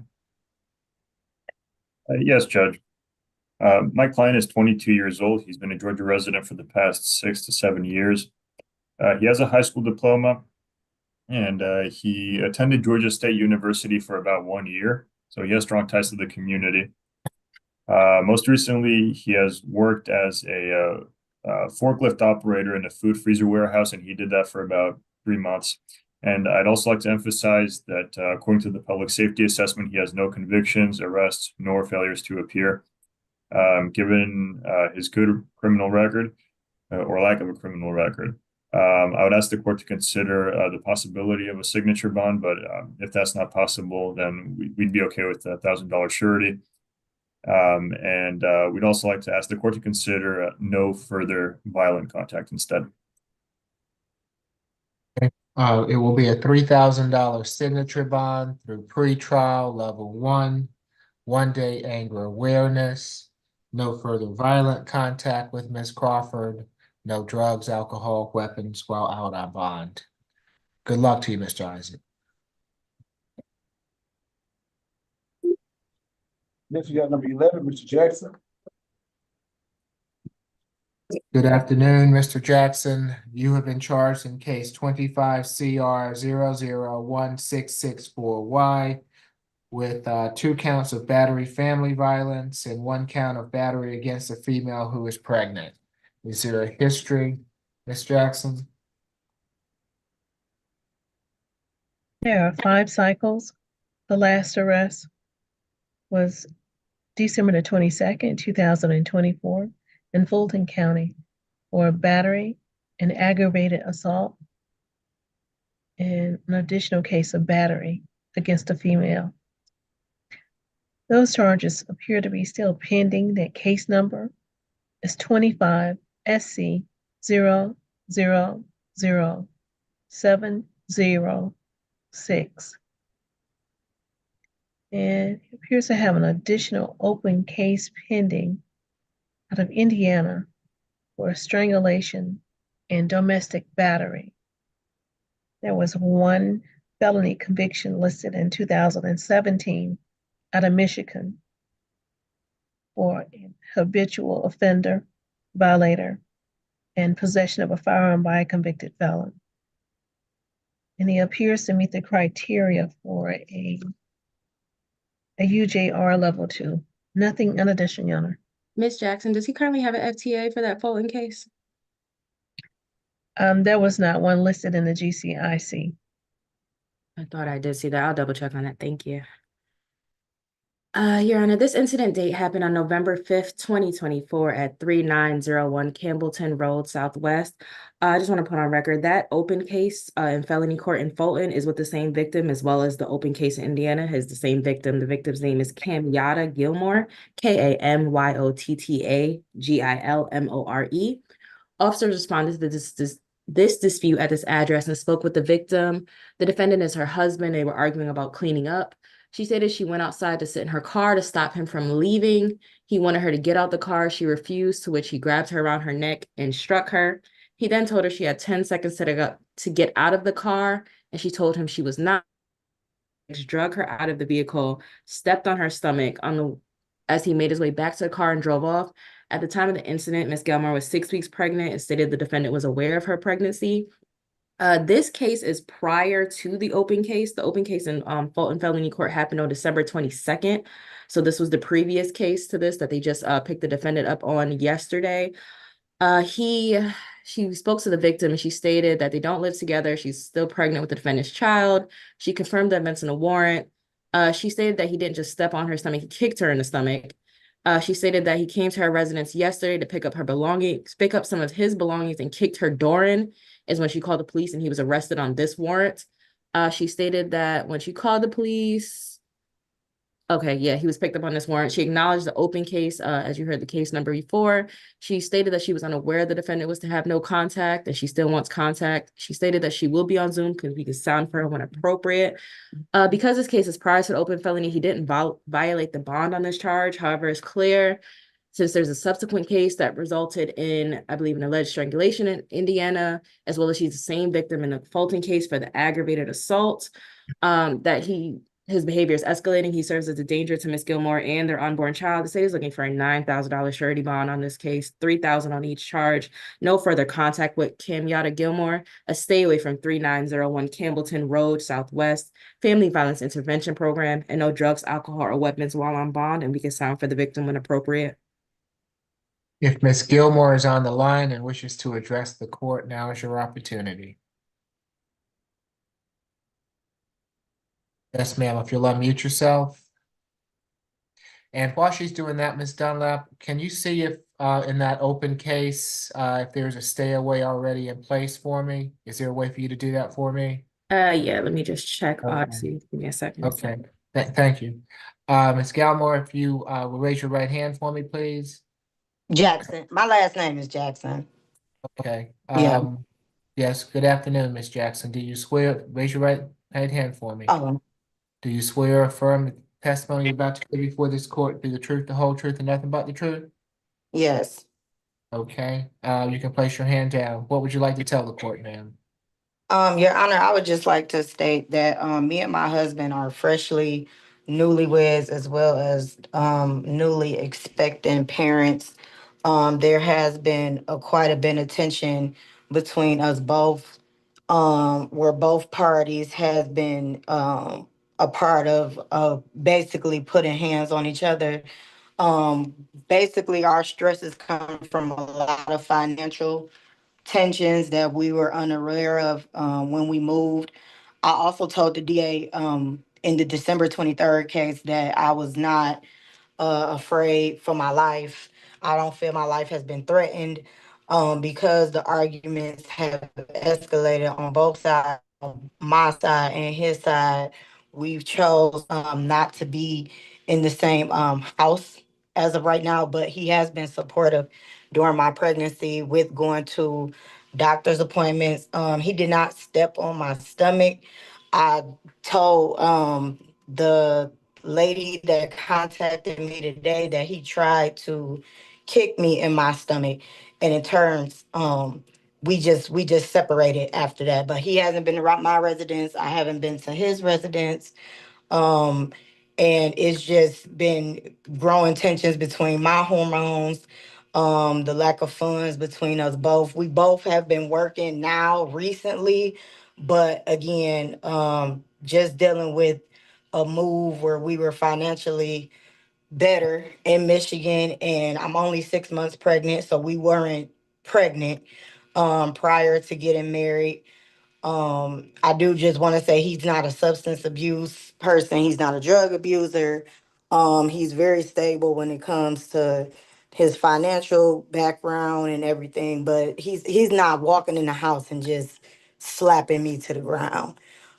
We both just have a lot of tension, and I personally believe a lot of counseling that needs to be done before us, because he's also called the police on my behalf of being violent towards him in some way, in some instances. I don't know what happened with that case, but no, I told him that I didn't want him to have a bond. And I didn't have a fear for my life, and I still would like contact because he is the father of my child, and I believe these are a lot of understandings that's going on between us, opposed to it just being a flat out, I'm just an abuse victim. So that's all I wanted to say. Your Honor, if I may ask a question. Of course. You stated that he didn't try to step on your stomach. He tried to kick you in your stomach. Was he aware you were pregnant at the time of him trying to kick you in your stomach? No, we went to the doctor, we went to 3 different doctors, and they couldn't confirm a heartbeat Okay, so until maybe about like December when I went to Grady. So in the 6 weeks pregnant, when you told the officers that he was aware you were 6 weeks pregnant, he did not know you were pregnant when he tried to kick you in your stomach. He went with me to the hospital, and they told him that I was pregnant. But when we went to Emory, they said that I needed to get follow-up to make sure that it was actually a confirmed birth. But he was with me at Piedmont when they said that I had hormone whatever that coincided with pregnancy. And who called the police in the December incident? It was somebody in the unit. Okay, no further questions. All right, thank you for being here, Ms. Jackson. Were you able to find that information out for me, Ms. Dunlap? I'm still looking, Your Honor. If the defense can go, I'm just trying to Okay. find the. Thank you. Okay. Yes, Mr. Chitai. Yes, Judge. My client is 33 years old. He was born in the state of Georgia. He moved to Michigan and came back here about a year ago, so he settled here now. He has a GED in terms of his education.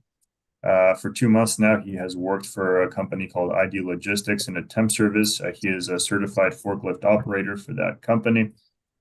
In addition to that, Your Honor, according to the public safety assessment, he has no convictions or FTA. So although he has the open cases that pretrial in the state mentioned, he hasn't actually been found guilty of anything. So for those reasons, I ask the court to consider the possibility of a signature bond or the lowest surety amount possible.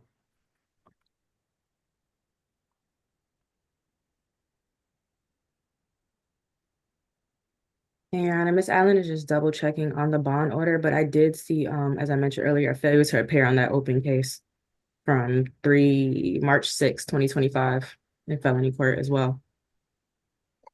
Okay. Thank you, Ms. Dunlap. For each charge, it will be $1,000 good bond, makes for a total of a $3,000 good bond. No further, at this point in time, no further contact with Ms. Gilmore. stay away from her residence.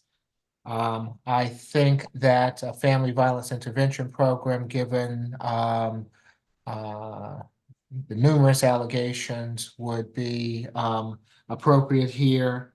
No drugs, alcohol, weapons while out on bond. So let me make this clear, Mr. Jackson.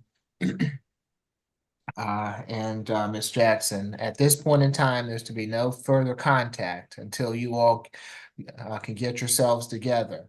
If you do enroll in that family violence intervention program and you come back and you want to modify the bond to have some type of contact, to have that considered, we'll consider it at that time. But I'm going to order the family violence intervention program to get y'all started.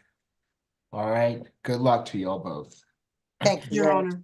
The felony case, the bond issued in January of this year requires no contact, and to stay 200 yards away. I would note that I believe the officer failed to appear for a preliminary hearing, and so that, I believe,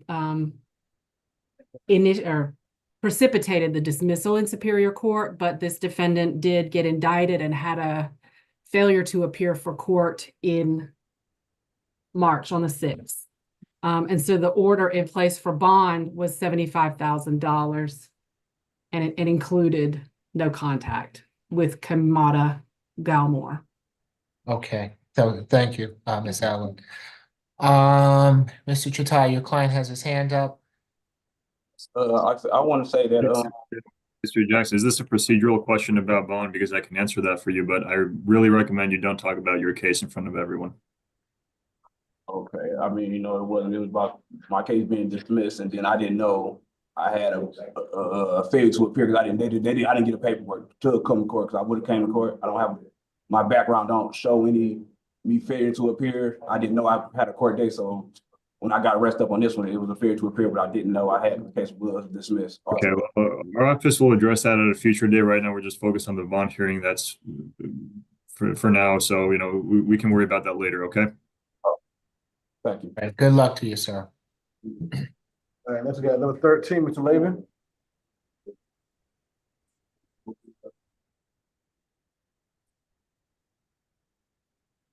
Good afternoon, Mr. Leavon. You've been charged in case 25 CR 001660E with simple battery family violence. Is there a history, Ms. Jackson? There are 8 cycles. The last arrest was October the 21st, 2020, out of Maryland for possession of controlled substance with the intent to distribute. Does have felony convictions.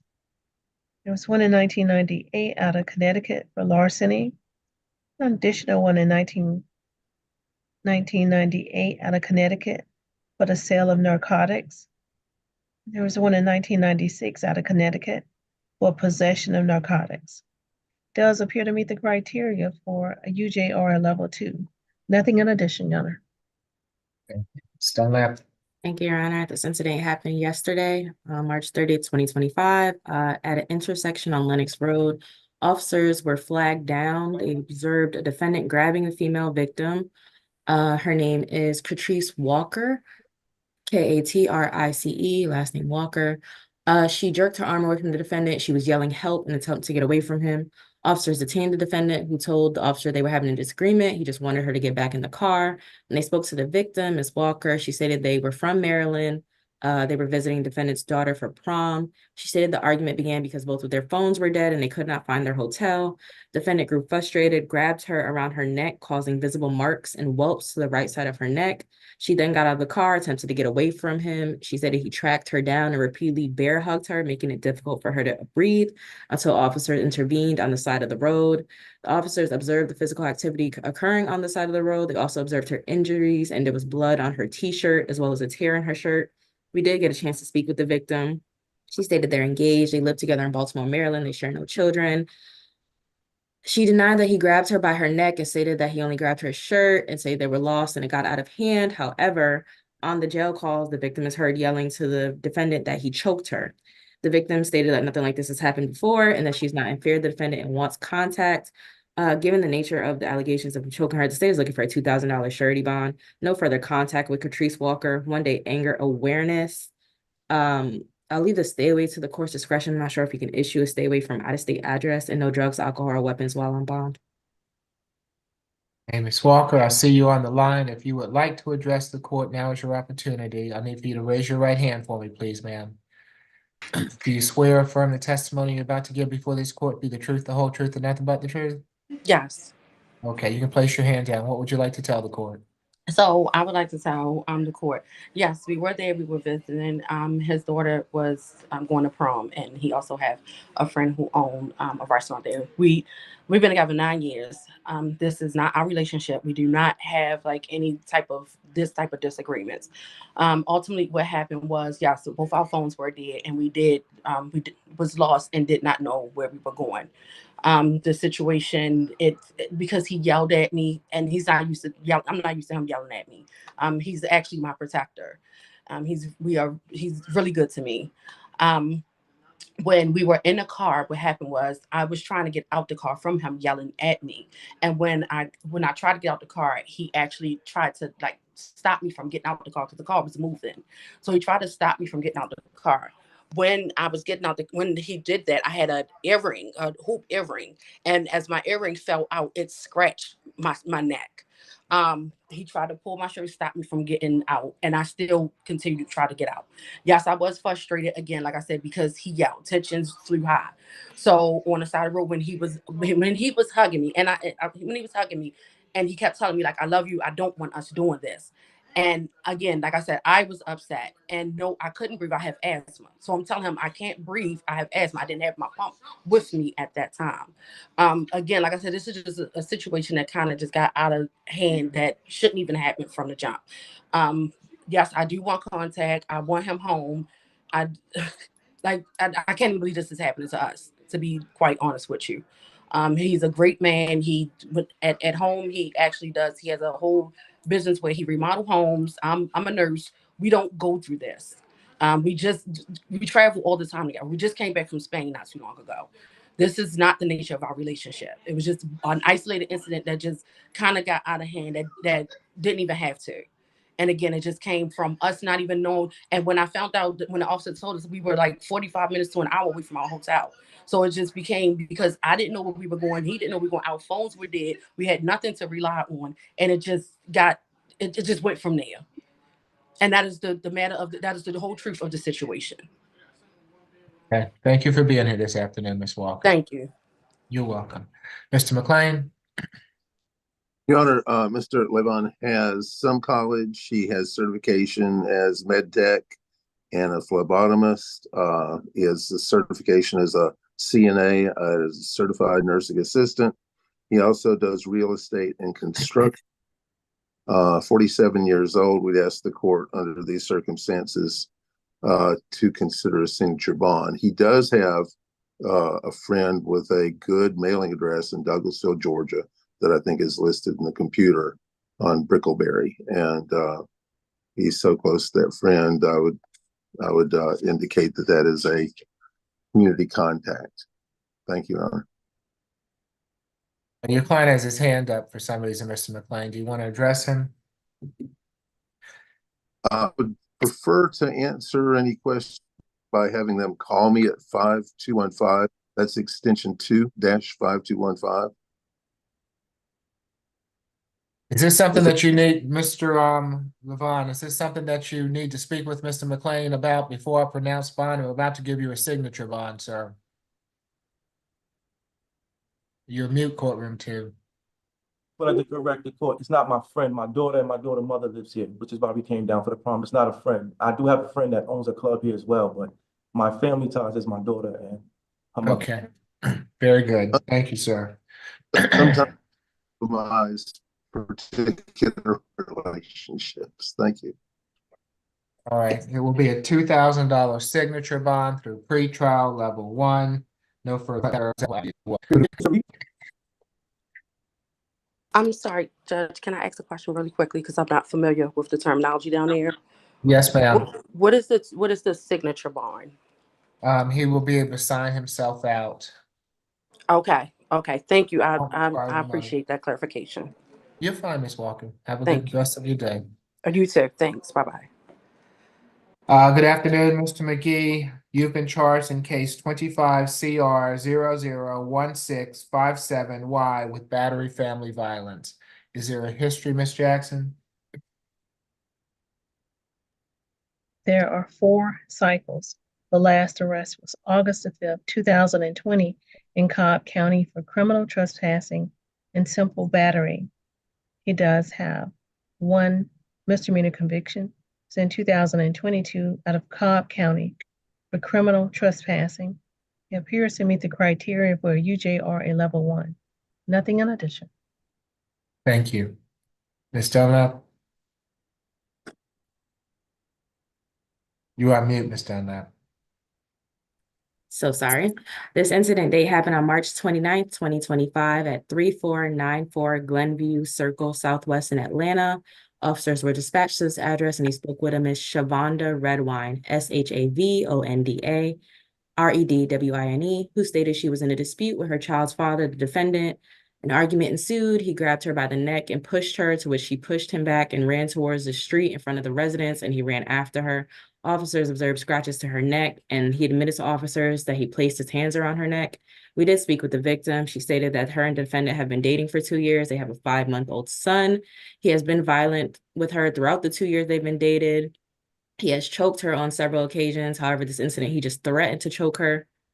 She's stating he didn't put her hands around her neck, and she sustained scratches to her neck and face. As I stated before, he did admit to officers he put his hands around her neck.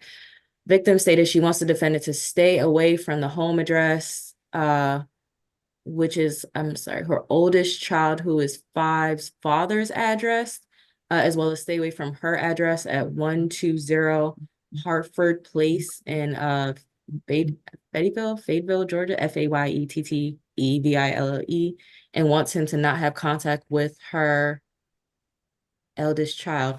The state is looking for a $2,000 surety bond on this case and no further contact with Shavonda Redwine. A stay away from the 3494 Glenview Circle Southwest address, a stay away from 120 Hartford Place address, 1-day anger awareness, and no drugs, alcohol, or weapons while on bond. And Ms. Redwine, I saw you on the line. If you would like to address the court, now is your opportunity to do so. I'll need for you to activate your camera and unmute yourself. Yes, sir. Thank you, Judge. Okay, can you activate? Oh, there you go. Okay, if you can raise your right hand for me, please. Absolutely. Do you swear or affirm the testimony you're about to give before this court be the truth, the whole truth, and nothing but the truth? I swear, Your Honor. Okay, you can place your hand down. What would you like to tell the court? I would like to tell the court that there is a video of the entire incident that happened that day on the 29th.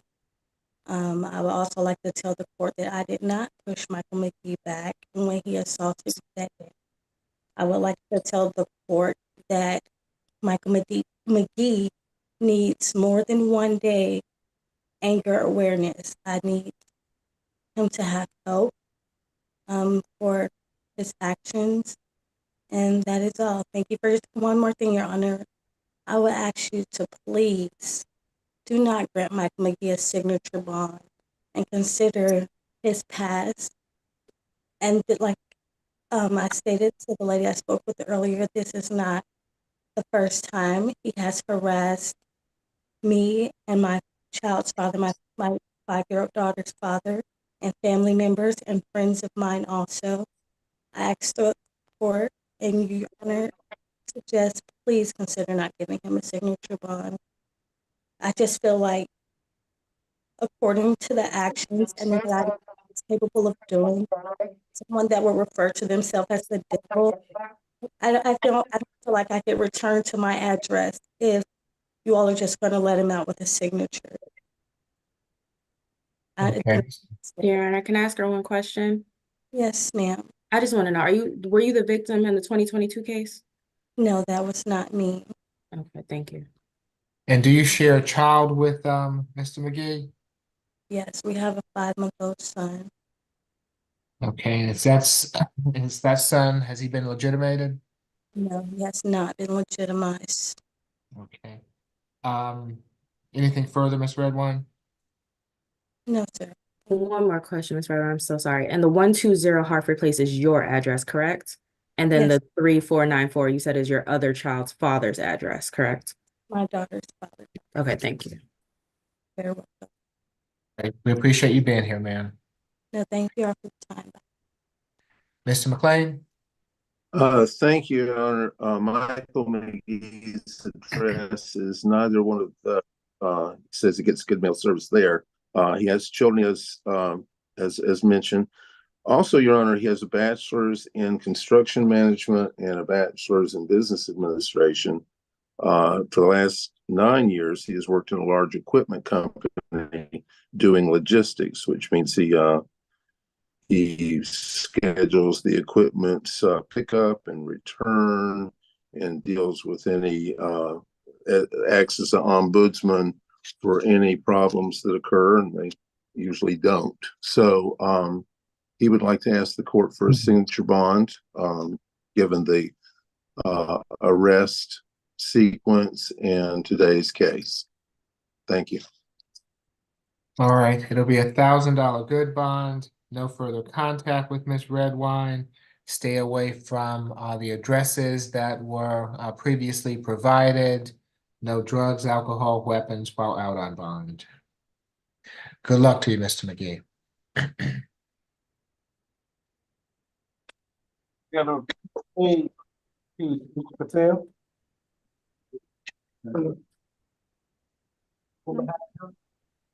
We got one up too. We do this.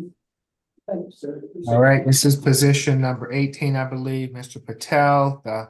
Mr. Patel, good afternoon. You've been charged in case 25 CR 001655A with battery family violence. Is there a history, Ms. Jackson?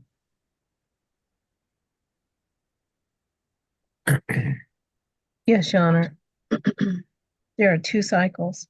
The last arrest was December the 20th, 2009 in Fulton County for aggravated assault. That charge was amended. He does have a misdemeanor sentence and a conviction. He received first offender treatment in 2012 for disorderly conduct. The case was sealed August the 20th, 2014. He has 1 misdemeanor conviction, 2007 out of Gwinnett County for a DUI. He does appear to meet the criteria for UJR, a level 1. Nothing in addition, Your Honor. Stella? Thank you, Your Honor. Just to put on record, the victim in this case, the defendant's wife, was requested a TPO that has been issued and served. Just to make the court aware, this incident date happened on March 28th, 2025 at 1274 Alto, Main, AALTO in Atlanta. Officers responded to a domestic dispute. They spoke to a victim, and Miss Naleen Gaia, apologize if I'm mispronouncing that. That's NEELAMGHIYA. She stated she was in a verbal dispute with her husband, the defendant, who stated she called the police and she was in fear of him. She came home around 5:45 that evening with her 2 children. The defendant began a dispute regarding canceling the kids' YMCA membership. It turned physical when he grabbed her cell phone and she tried to get it back. He threw her down multiple times, causing visible bleeding and scratches to her wrists. Our office did get a chance to speak with the victim. She said they've been married for 9 years. Throughout the 9 years, there's been various acts of violence. She stated that there was an incident that occurred in March. Prior to this incident that occurred, there's another incident that occurred March 30th, 2024, an incident from 2009. She stated she was in an emergency room all day after this incident for internal bruises. She stated her spine is sore and she's in a lot of pain. Her left elbow and right leg are bruised. She stated defendant has a gun in the house and several other weapons that are sharp, has cut up all her credit cards, cut off her ability to access any money that they shared. She's extremely afraid of the defendant. She does not want him back at the home. She does not want him to have contact with her or her children. She stated that he has threatened her and her children on many occasions. They do have a 6-year-old and 1.5-year-old. The incident, she stated, happened in front of these children. She stated he's verbally abusive to her and their children. She stated as I referred to it, her TPO was granted for 30 days and she was going to try to get it extended. He destroyed her phone, as well as many other items that she has around the house. She also stated he took the keys to her car, tried to take her car away from the home. She doesn't have any other way to travel back and forth to work, nor does she have any other transportation to take the kids to the school and after school programs. The state is looking for a $5,000 surety bond on this case. No further contact with Naleen Gaia. A stay away from 1274 Alto Main Street.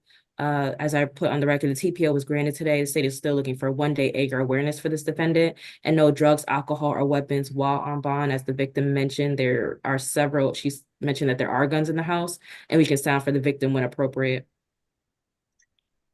Captain Gaia, I see you on the line. If you would like to address the court, now is your opportunity to do so. I'll need for you to activate. There you go. If you can raise your right hand for me, please. Yes, sir. Do you swear or affirm this testimony you're about to give before this court be the truth, the whole truth, and nothing but the truth? Yes, sir. Okay, you can place your hand down. What would you like to tell the court? Thank you, Your Honor. Active duty mother, wife, Neelam Gia.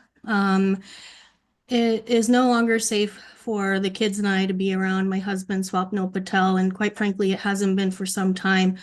There was a time on March 30th, 2024, about a year ago, where the police was called by a neighbor from his verbal abuse and throwing toys of the kids off of the balcony. And I believe he had been drinking at that time under the influence, or at least it was still under intoxication. And you know, again, I don't feel that we are safe around him due to the substance abuse, the ongoing verbal abuse and threats, and now most recently the physical incident, as evident from my ER medical evaluation on Saturday.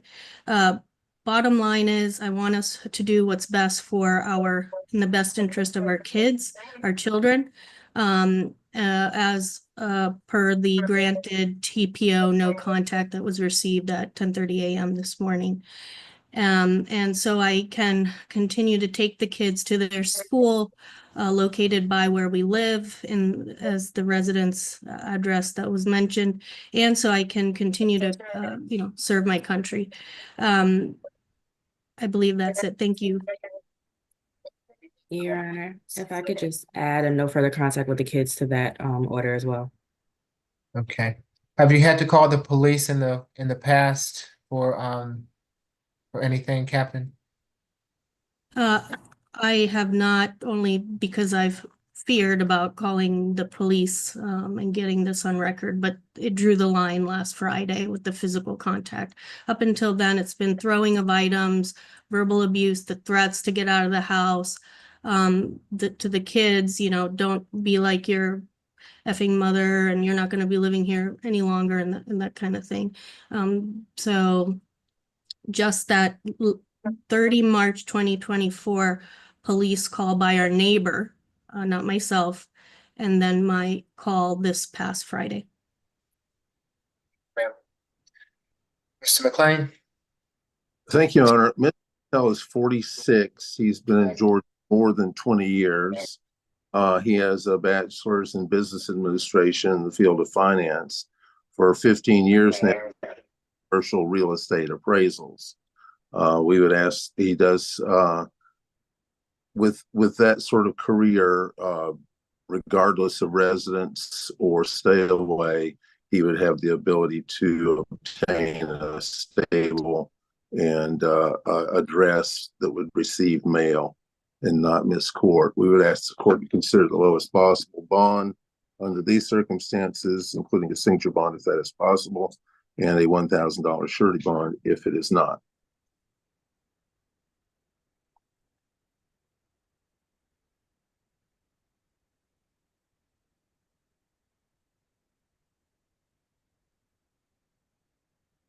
Right. It will be a $10,000 signature bond through pretrial level 1. No further contact with with Sergeant Gia or the children. Stay away from the residence. Relinquish all firearms. No drugs, alcohol, weapons while out on bond. Your Honor, the minor children's initials are DP and AP for the records. Okay, thank you. Good luck to you, sir. Your client has his hand up, Mr. McLean. I'm available to answer that by phone at 2-5215, and the deputies, I could mute myself and the deputies could call the desk phone. I guess we got 27, Mr. Trailer.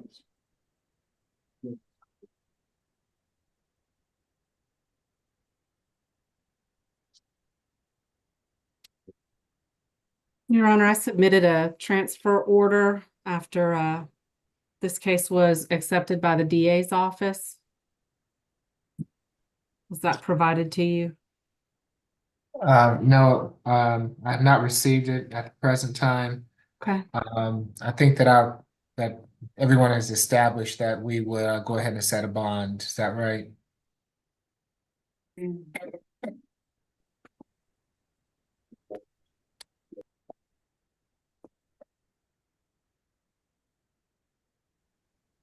Oh, nice. Wasn't there a discussion on this matter or cases of this matter about a week or so ago, and there was? Not with me, but okay. That's correct, Judge. That's correct. You're correct. Okay, What's the right. This is discussion? number 27. Yes, this is Mr. Okay. Trailer. All right, thank you. All right, good afternoon, Mr. Trailer. You've been charged in case 25 CR 001677G with 2 counts of battery family violence. I take it there's a history, Ms. Jackson? There are 38 cycles. The last arrest was February the 10th, 2024 in Fulton County for aggravated assault. That case appeared to be still pending. That case number is 24 PI 001022. He does have prior felony convictions. 1 in 2009 for aggravated stalking, 1 in 2004 for cruelty to children in the first degree, 1 in 2005 for aggravated assault, 1 in 2005 for possession of controlled substance with the intent to distribute, and there are misdemeanor convictions, 1 in 2009 for simple battery family violence, 1 in 2005 for battery family violence, an additional 1 in 2005 for criminal trespassing. He does appear to meet the criteria for UJR level 3. Nothing in addition, Your Honor. Sally? More than happy to go into the facts, Your Honor. So this case does have a CR number this morning. We didn't hear back from the DA's office until late. They have accepted the transfer. The victim in this case is Laurel Johnson. Police were called to the location where this occurred. Actually, a neighbor called because somebody was knocking on the door asking for help. They opened the door and the victim, who lives with the defendant, was bleeding from her face. She had multiple lacerations as well as a large black eye. She reported that the defendant had assaulted her. Police located and spoke with the defendant. They'd actually spoken to him first, and he said that they argued because he was upset about, he didn't believe she was going to share her tax return money with him. Admitted that he'd been drinking and admitted that there was an altercation. He claimed that he was the victim in this case, although he had no injuries. They found his statements to be inconsistent, and clearly she was injured in multiple places from multiple actions. She was taken to the hospital, Your Honor. The defendant you just heard has an open aggravated assault case, has prior aggravated stalkings, a felony battery family violence based on his prior conviction for battery family violence. And so that's why this case should be in front of a Superior Court judge today. Just one moment, so make sure I'm thorough. So in front of you right now are battery family violence, two counts that are misdemeanors. You've just heard evidence that these are actually felonies. We'd ask for a $10,000 cash bond, Your Honor. No contact with Laurel Johnson, and that's Lorelle. Stay away from the location, and I'll give that to you now. No drugs, alcohol, or weapons.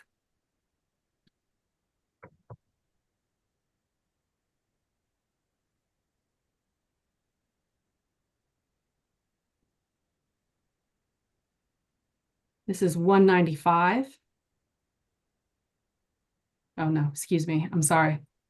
300 Blue Sail Lane, BLUE, Sail, SAIL, like a nautical lane in South Fulton. Okay, thank you. If Miss Laurel Johnson is on the line and wishes to address the court, now is your opportunity. Mr. Bartel? Yes, thank you, Your Honor. I have spoken with Mr. Trailer. He does deny that he was the primary aggressor here. According to the warrant, he did have a scratch on his face. So he indicates to me that he was defending himself. However, he understands that this hearing is for the purposes of bond, not a factual hearing. He also indicates that he did not run from the police. He was there when they arrived. He is employed. He works two jobs, actually. He works for MSA Towing as a driver, as well as works with Tuxedo Plumbing. He has family in the metro Atlanta area, including his children and his mother. Pretrial has indicated that he would qualify for a signature bond. We would ask the court to consider that. If the court is not inclined to do that, we would ask for a $2,000 good bond on the one charge. I believe that would be sufficient to guarantee his appearance in court. And nothing further now. Okay. Does he need a one-time escort back to that Blue Cell Lane address? Yes, Your Honor, we would ask for that to get his belongings. Okay. For each charge, it'll be a $3,000 good bond, makes for a total of a $6,000 good bond. No further contact with Ms. Johnson. Stay away from the Blue Sail Lane address. He can go back to that address on one occasion with law enforcement to retrieve any belongings. No drugs, alcohol, weapons while out on bond. Good luck to you, Thank you, Mr. Judge.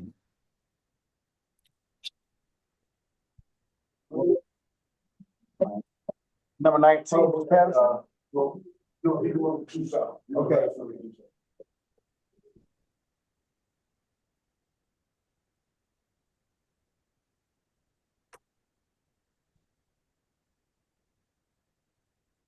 Sorry, is this Mr. Patterson? Yes. Yes, good afternoon, Mr. Patterson. You have been charged, this is position 19. You have been charged in case 25 CR 001654H with battery. Is there a history? Ms. Jackson? Yes, Your Honor. There are 5 cycles. The last arrest was November the 24th, 2009, with the City of Atlanta Police Department for possession of marijuana less than an ounce. He does have 1 prior felony conviction. It was in 2006 for theft by receiving stolen property. And there was 1 misdemeanor conviction in 1997 for a non-fingerprintable offense. He appears to meet the criteria for a UJR level 2. Nothing in addition, Your Honor. In my case, Your Honor, this incident date happened on March 20th, 2025 at 515 Scott Circle. Officers responded to a dispute and they spoke with, initially it looked like she was the victim, but it appears that she is supposed to be the co-defendant, has yet to turn herself in, is what our office has been made aware of. They took Miss Rowe's statement. She said that the defendant said that she took his keys and refused to give them back. He told officers that she was upset he wouldn't give her $100. He had left the keys on his motorcycle. She entered his garage where she approached his motorcycle, took his keys, at which point an altercation ensued. Defendant stated Miss Rowe got physical with him and punched him several times, causing his glasses to fall off his face. He grabbed her cell phone in an effort to have her return the keys. She stated that he accused her of taking his keys, which she did not, and that he tackled her and threw her to the ground after accusing her of doing this, causing bruising to her left knee and right hand. Both were arrested. Ms. Rowe was let go to turn herself in at a later date. The state is looking for a signature bond through pretrial deferred to the court for the amount. No further contact with Nakia Rowe. I want to issue a stay away, but I'm unsure if this is the defendant here's address or the co-defendant's address. I guess I'll let Mr. McLean advise on where the defendant actually resides, and no drugs, alcohol, or weapons while on bond. And Ms. Rowe is on the line and wishes to address the court. Now is your opportunity. Mr. McLean? I am under the impression that Yes, Ms. Rowe is on the line. I'm sorry, Very Mr. good. McLean.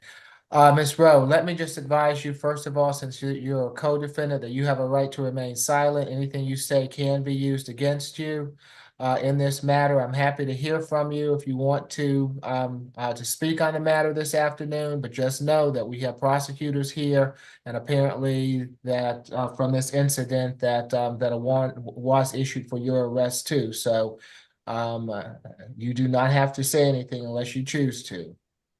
Yes, sir. You understand what I'm telling you? Yes, sir. Okay. Do you wish to address the court this afternoon? Yes, sir. All right, I'll need for you to raise your right hand. Do you swear or affirm the testimony you're about to give before this court be the truth, the whole truth, and nothing but the truth? Yes, sir. Okay. What would you like to tell the court, ma'am? Part of the statement was correct. This did result in tempers flaring from an incident of Mr. Patterson's keys being missing. We do currently reside together in the same household. We have 3-year-old twin girls that we solely care for. Reason why I haven't turned myself in is because I was in the emergency room until 11 p.m. last night. And I've spent the day finding out regarding the warrant and reaching out to lawyers for the turn-in, making sure that my children have care regarding this incident with Mr. Patterson being in custody and me about to turn myself into custody. I don't have family here other than my mother, who is disabled, and she had an accident on yesterday, which she fell and hurt herself. This is a result of tempers flaring due to finances being tight on Mr. Patterson's end and on my end. Honestly, I'm asking for the court to dismiss the case. It was a personal matter that spilled over. I don't believe it should have ever got that far. Mr. Patterson did tackle me to the ground. I do have bruising on my left knee, as well as a sprained thumb from being tackled to the ground. Mr. Patterson stated that I punched him in the face. I never made contact with Mr. Patterson's face. He has no bruises, no broken glasses. They're not twisted or anything else. He did take my things, but like I said, this is just a matter of two adults being immature and going too far. And I don't know, like I said, I have 3-year-old twins with this man. They're not legitimized by this man. He claims them, he knows that they're his. As far as the no contact, I don't know how that would work. I know his aunt is online as well. I've met this woman a handful of times. Other than that, I don't have any contact with her. She's never reached out to me and never been any assistance with my children or offered any assistance. So, like I said, at the end of the day, my main goal is for us to get some type of counseling, even separately or together, for family counseling, anger management, and to continue to co-parent our children. Okay, well, from what you're telling me, until you do that, Ms. Rowe, I'm not going to allow you all to be around each other. You know, you say that y'all are acting immature, whatever. You've got 2 children that you can't afford to be acting immature around. So, as far as the best interest of those children, I don't think it's good for you two to be around each other at the present time. So I'm going to order no further contact at this point in time. I'm going to allow you to stay in the home there, and so he's going to have to find someplace else to reside until this matter's taken care of. You understand me? Yes. Okay, very good. Thank you for being here this afternoon, Ms. Rowe. Did you have something, Ms. Dunlap? I was going to ask for the stay away then, if she said she's still residing in the home. Okay, thank you. Mr. McLean? I was going to mention, besides the 2 twins that are 3, he also has an 18-year-old. Of course, that person is an adult, but he has a 16-year-old as well, providing support for. So, Your Honor, we would ask for that signature bond and agree with the state on that. Thank you. be a $2,000 signature bond for pretrial level 1 day anger awareness, no further contact with Ms. Rowe at the present time. Stay away from that Scott Circle address. If necessary, he can go back to that address on one occasion with law enforcement to retrieve any belongings. No drugs, alcohol, weapons while out on bond. Good luck to you, Mr. Patterson.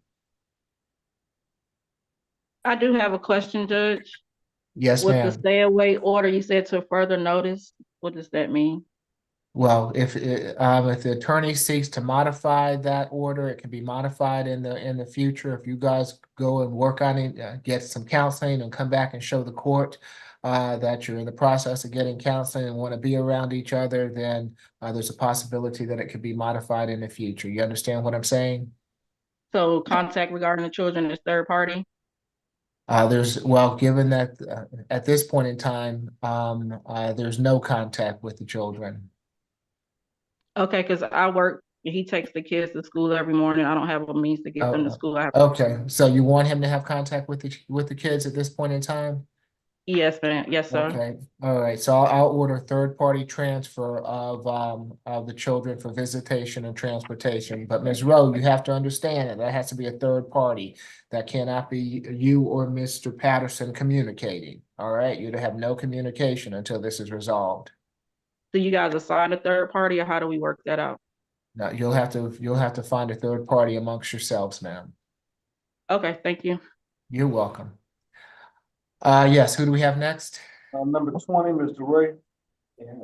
Okay. Good afternoon, Mr. Ray. You have been charged in case 25 CR 001652C with willful obstruction of law enforcement officers. Is there a history, Ms. Yes, Jackson? Your Honor. There are 10 cycles. The last arrest was December the 11th, 2024 out of Gwinnett County for theft by taking a misdemeanor. Does appear to have open cases pending. There's an open case pending for the theft by taking in Gwinnett County, and there appears to be an open case for a probation case out of Fulton County for theft by shoplifting. That disposition date was November 14, 2024, 36 days of confinement and 12 months of probation. That case number is 23 CR 007649 and the letter C. Additional probation cases. The next case is 24 CR 007498 and the letter C for theft by shoplifting. That's the same disposition date of November the 14th, 2024, 36 days of confinement and 12 months of probation. And he does appear to be on first offender probation out of Forsyth County, Georgia, for theft by taking and forgery in the first degree. That disposition date was October the 29th, 2024, and the term is for 5 years. Also, he appears to have an outstanding hold out of Cumming, Georgia, for a probation violation. The date on that warrant is December the 17th, 2024. And he does appear to meet the criteria for a UJRA level 3. Nothing in addition, Your Honor. Your Honor, that's my case. This is a police encounter on the 30th of March at about 6 in the morning in front of the Dunkin' Donuts at 11250 Medlock Bridge Road up in Johns Creek. Officer Michael Harris encountered the defendant. It was discovered he had an active warrant. He was told he had an active warrant and then he was not free to leave. The defendant turned away. He pulled his arms away to avoid being put in handcuffs. He fled on foot, had to be apprehended and tased. And he has that active probation violation warrant, open misdemeanor case in Gwinnett for theft, 2 probation cases for shoplifting here in Fulton, and that first offender felony probation also from 2024 in Forsyth County. So we're asking for $1,000 surety bond and no drugs, alcohol, or weapons. Mr. McLean? Your Honor, while Mr. Ray he's 25, he's been here over 15 years, so he's local, has plenty of community ties. lives in Johns Creek, stable address, good mail service. We understand he will have to go to the other place to answer that. And of course, as described, this was simply a ancillary event to that warrant. We would ask the court in these circumstances to, and he's worked at Popeyes and he's worked at other places as well. Your Honor, we'd ask the court to consider a signature bond. That would scoot him right over into the hold. And by the time he takes care of that, this case would be with the open probation case here in Fulton. I think whichever trial judge that is, or I think that would be efficient. We would ask the court to consider a signature bond with $1,000 surety bond if not. Thank you. All right, it'll be $1,000 good bond, no drugs, alcohol, weapons while out on bond. Good luck to you, Mr. Ray.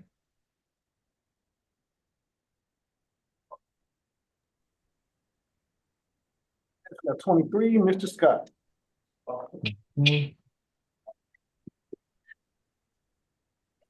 Good afternoon, Mr. Scott. You have been charged in case 25 CR 001662F with criminal trespass, possession of marijuana less than an ounce, willful obstruction of law enforcement officers, and disorderly conduct. Is there a history, Ms. Jackson? Yes, Your Honor. There are 2 cycles. The last arrest was January the 9th, 2023 in Powder Springs, Georgia, for reckless conduct and possession of a pistol or revolver by a person under the age of 18 years of age, and tampering with evidence. There was no disposition for that arrest, and there are no convictions listed in the GCIC. He does appear to meet the criteria for UJRA level 1. Nothing in addition, Your Honor. Thank you, Ms. Allen. Thank you, Your Honor. This is from March the 29th.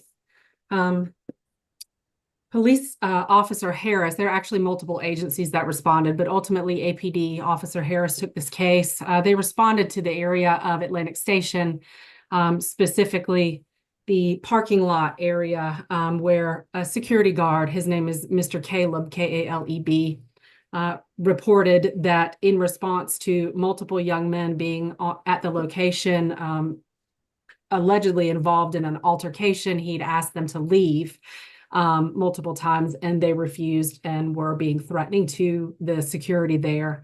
Officer from APD Harris arrived, encountered the 3 individuals along with Mr. Scott. The other 2 were released to their parents because they're juveniles. The defendant in front of you is 19.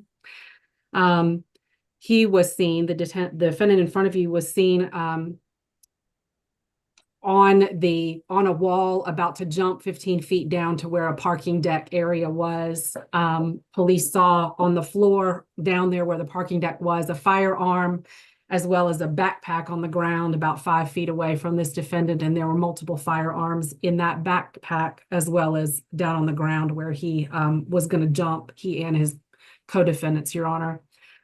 Police were unable to identify who was in possession of the firearms or carrying the backpack, although when asked what kind of firearm he had, this defendant did answer and specifically name one of the firearms that they were found with.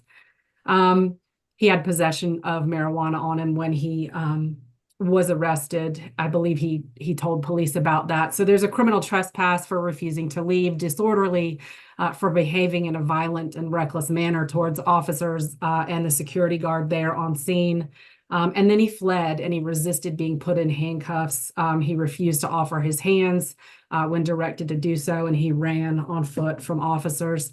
We're asking for an $8,000 surety, honestly, because of the guns and because he was so smart that he answered and named one of the guns that they all claimed they didn't know anything about.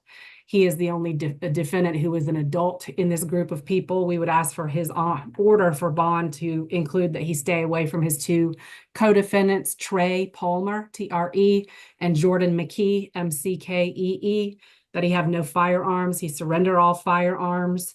You did just hear that the open case from 2023 includes possession of a firearm by someone under 18. And that's why we're asking for the surety bond, Your Honor, to stay away from the Atlantic Station, the entire complex, And I guess you wouldn't order a parental, signer because he's 19, but some information about what he does with his day would probably be helpful. Thank you. Yes, thank you, Your Honor. I have looked at the warrant. The only discovery that I have is the warrant here. I have talked with Mr. Scott. He does dispute certain allegations in the warrant. He indicates that there may have been some kind of argument that happened before he came on the scene, but he came on the scene after that transpired, is what he advises me. So he was not sure why he was being asked to leave. He does dispute. With the gun ownership, I'm looking at the warrant. It says here there were 2 weapons, a Taurus and a Sig Sauer was recovered, but nobody taking ownership of either weapons. That's what's in the warrant. So, I'm not aware of any information that he had claimed ownership of either of those. So we would dispute that. If he qualifies for a signature bond, we would ask the court to consider that. I'm advised that he works full-time for FedEx as a scanner and package handler. His mother and his cousin both live in this area, in the Atlanta area, so he's got ties to the community. We would ask for a signature bond, and if the court's not so inclined, we would ask for a $500 good bond on each charge for a $2,000 total amount. Who does he live with, Mr. Bartels? I believe he lives with his mother, Your Honor. Is that correct, Mr. Scott? He's indicating yes. Okay, yeah. Okay. All right. For each charge, it'll be $1,000 signature bond through pretrial level 1, makes for a total of a $4,000 signature bond through pretrial level 1. Stay away from Atlantic Station. No further contact with Mr. Palmer or Mr. McGee. Surrender all firearms, no drugs, alcohol, weapons while out on bond. Good luck to you, Mr. Scott. And then we got 24, Mr. Shakir.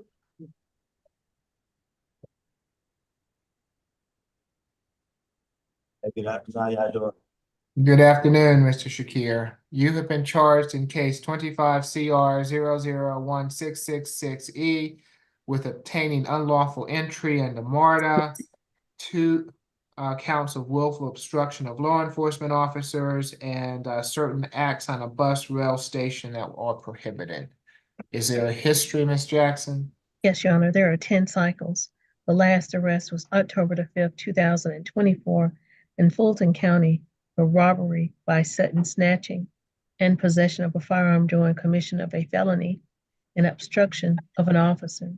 It does appear that case appear to be still pending. That case number is 24 PI007387. It appears to have an open case pending in Clayton County for simple battery, family violence, and battery. He did receive first offender treatment in 2016 out of Houston County, Georgia, for attempt to obtain dangerous drugs by fraud or concealment. That case was sealed August the 22nd, 2021. He does have 1 misdemeanor conviction since 2019 out of Henry County for obstruction of an officer, and he appears to meet the criteria for UJR level 3, nothing in addition. Your Honor, the defendant also has a federal conviction for illegal credit card use from 2016, as well as that open robbery in Superior Court and a DV battery out of Clayton County. This is an incident on the 30th. At about 6:11 p.m., police were called to Main Street, East Point, 2848 Main Street. That is the MARTA station there. He was observed making an unlawful entry there without paying the fee. When police engaged him and stopped to talk to him, he refused to show any ID or give any information to officers and fled down the platform onto the wayside tracks of the area, actually interrupting service for the train. He was then taken into custody, and he refused to follow verbal commands after he fled, and he refused to offer his hands when directed to do so, to be cuffed. He was given a permanent ban from MARTA when he was arrested, Your Honor, and notice of that. We'd asked for a $4,000 surety based on his multiple open cases and felony conviction history to stay away from all MARTA in compliance with the ban. He's got a permanent ban that was issued and no drugs, alcohol, or weapons. Thank you. He's out on a $7,100 bond in that robbery case. Okay, Mr. Bartels. Yes, Your Honor. I've spoken with Mr. Shakir. He does dispute certain allegations that are in the warrants, but I did indicate to him that this is primarily for the purposes of setting bond. He does work 2 jobs, Your Honor. I'm told that he works for his father's security company, and he's also self-employed, making and selling T-shirts. Both of his parents live in the metro Atlanta area, as well as other relatives, so he has ties to the community. And given the charges and his qualification for a signature bond, we would ask the court to consider a signature bond. It looks like right now he's got a $2,940 total bond. What's showing is $600 on one charge and $780 on each of the others. We would still ask the court to consider a signature bond. If the court is not so inclined, we would ask for $500 on each of the obstruction charges and $250 on the other 2 charges each. So that would be $1,500 total. Okay. For each charge, it'll be a $250 good bond, makes for a total of $1,000 good bond. Stay away from MARTA, no drugs, alcohol, weapons while out on bond. Good luck to you, Mr. Shakir. Welcome. Thank you, Mr. Keisha. All right, we got 25, Mr. Silva. Okay.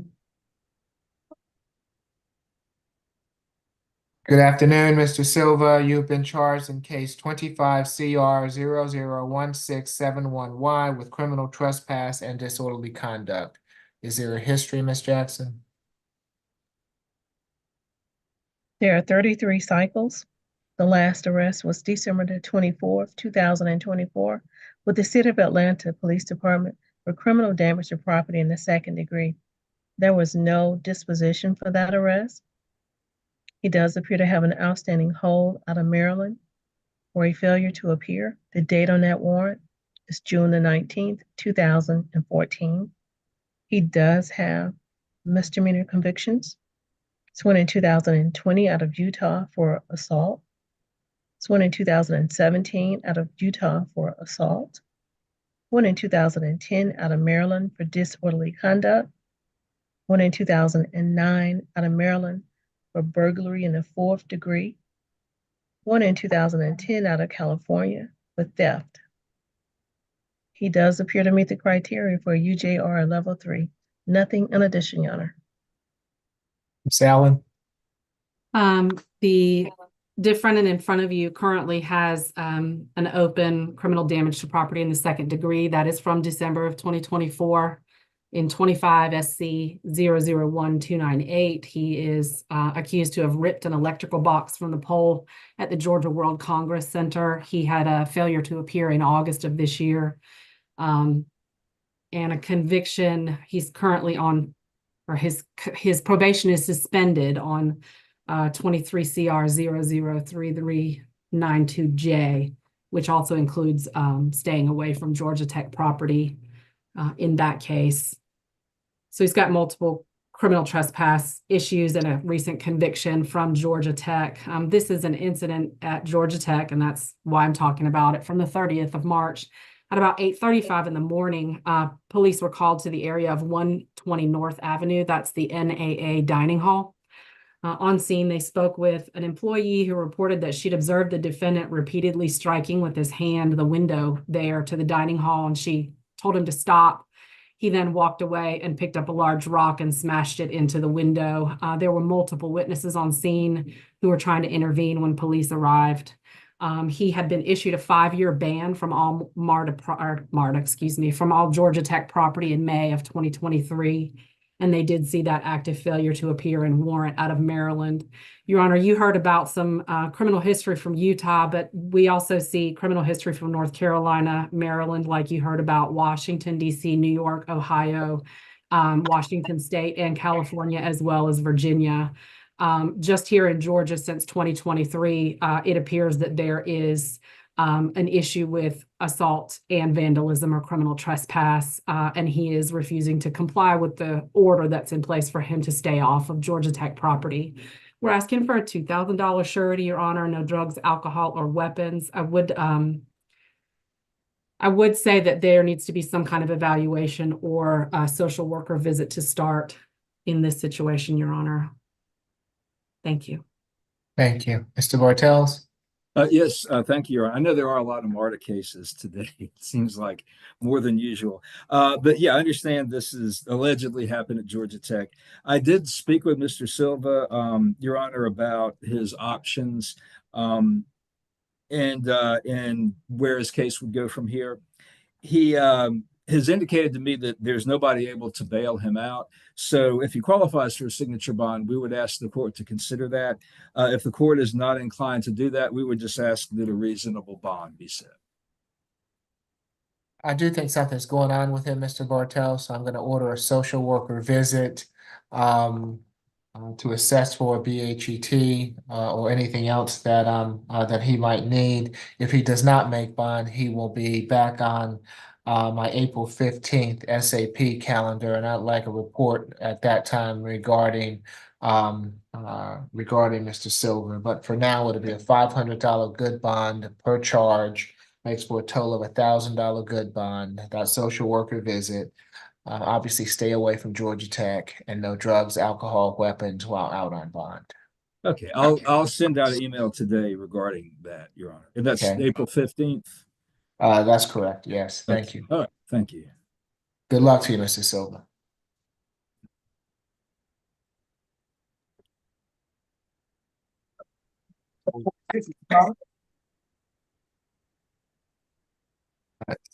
Okay. This is Mr. Thomas, is that right?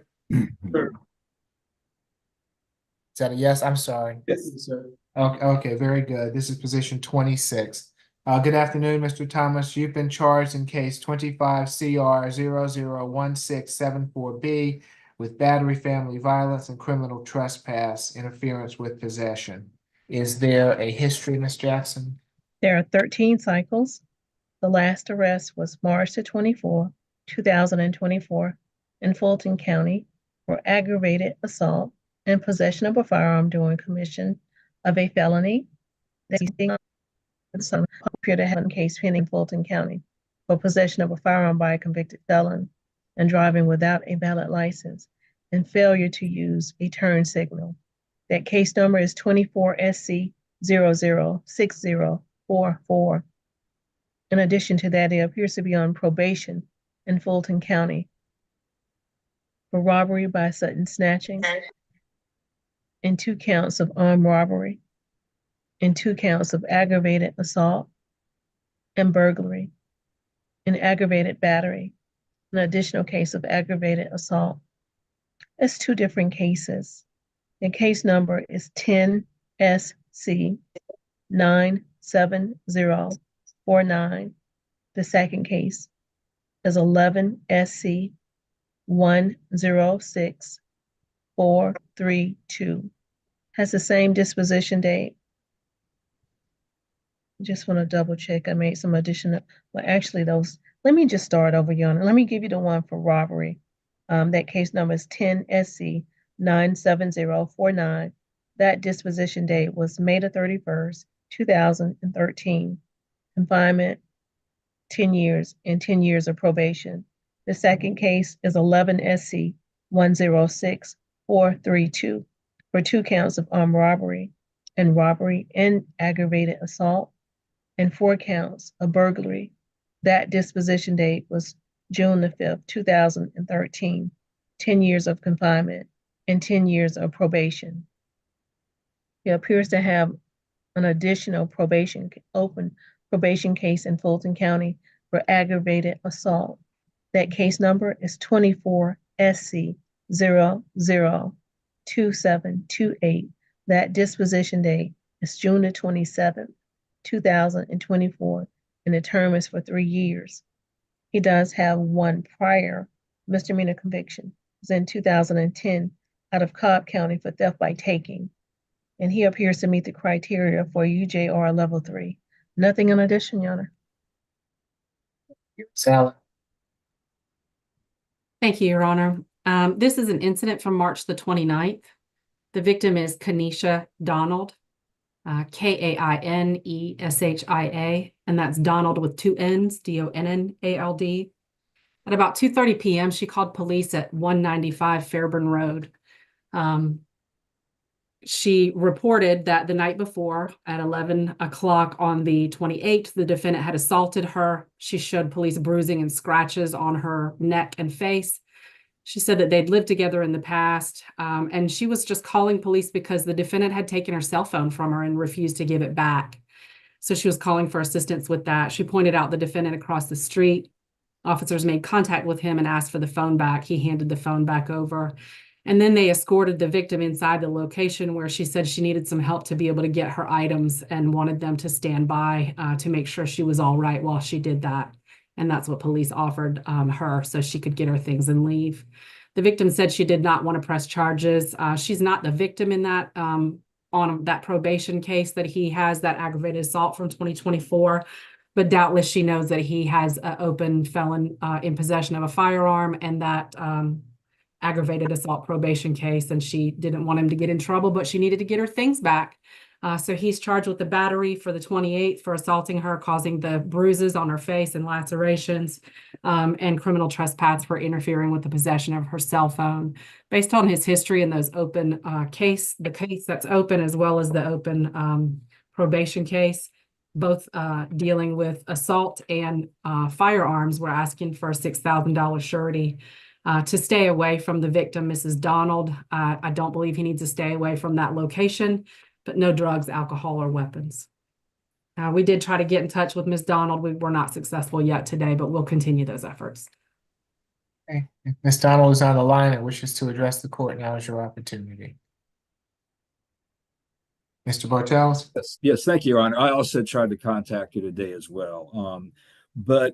I'd spoken with Mr. Thomas regarding the case. He does deny certain allegations in the warrant. My understanding is that they are not living together, so no further contact would not be an issue. And it looks like her intent would be to stay elsewhere. So we would ask that he be able to stay at the residence as long as she is not there. I've advised that Mr. Thomas is working full-time until recently at Home Shelf Warehouse. He got injured a little while ago, so wasn't able to keep that job up, but he's looking for another one right now. I'm advised that his mother, his sister, and his brother and other extended family live in the Atlanta area. He was born and raised here, so he does have ties to the community. If he qualifies for a signature bond, we would ask the court to consider that. If the court is not so inclined, we would ask for a $2,500 bond, $1,500 good bond on the battery, and $1,000 on the trespass. And that's it for now. Okay. For the battery, it'll be a $1,500 good bond. For the criminal trespass, a $500 good bond. Makes for a total of a $2,000 good bond. No further contact with Ms. Donald. No drugs, alcohol, weapons while out on bond. Good luck to you, Mr. Thomas. Welcome.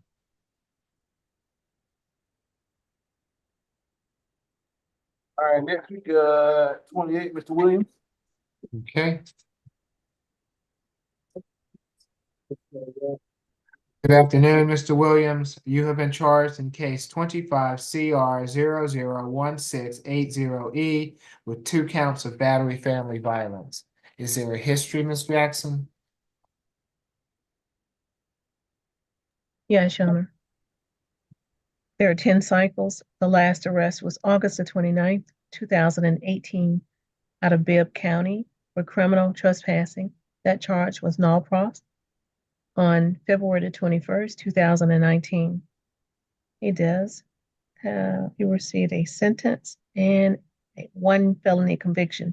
He received first offender treatment in 2016 for possession of Schedule 4 controlled substance. That case was sealed July the 18th, 2018. There was a conviction in 2010 out of Jones County, Georgia, for criminal damage to property in the second degree. And he does have misdemeanor sentences and convictions. He received a nolo contendere sentence in 2013 out of Roberta, Georgia, for possession of marijuana less than an ounce.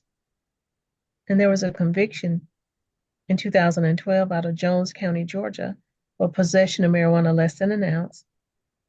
And there was one in 2004 out of Macon, Georgia, for a DUI. It does appear to meet the criteria for a UJR at level 1. Nothing in addition. Thank you, Your Honor. This is an incident from the 28th of March. At about 10:25 p.m., police were called to 1519 Bungalow Lane. They were dispatched to the location on a call about a dispute. On scene, as they approached, they encountered the victim who had been outside sitting in her vehicle. She reported that she'd been assaulted by the defendant. They were in the process of breaking up and they share a child. She was getting ready to go out and had gotten into the shower. And when she got out of the shower, he assaulted her after he had taken her phone. She reported that she was struck more than 5 times with fists as well as open hands, and then shoved, causing her to sustain a large laceration on her thigh. The defendant was inside the location. Mrs. Sierra, Sierra Tarver with a T, is the victim. She had an obvious black eye bruising on her face, as well as that large laceration on her leg. The defendant appeared intoxicated when speaking to police. He made admissions about being intoxicated and there being an argument. He, like another case we've already heard today, claimed that the victim was the initial aggressor, but again, he had no injuries, and she was obviously assaulted more than one strike.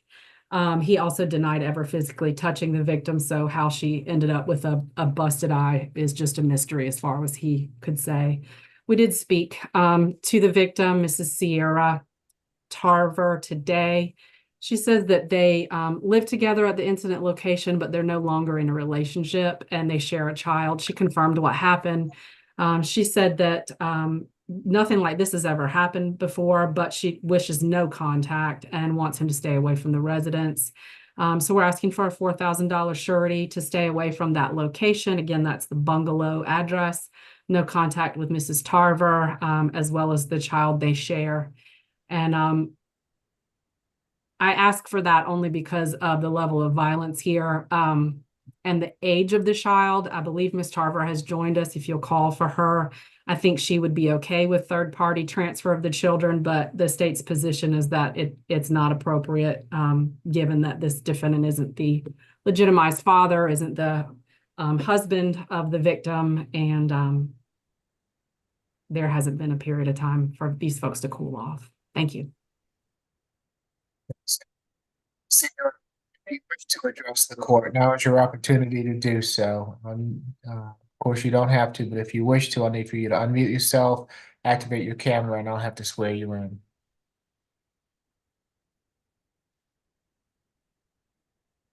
Does not appear that she wishes to address the court this afternoon. Mr. Bartels. Yes, thank you, Your Honor. I have looked over the warrant and talked with Mr. Williams.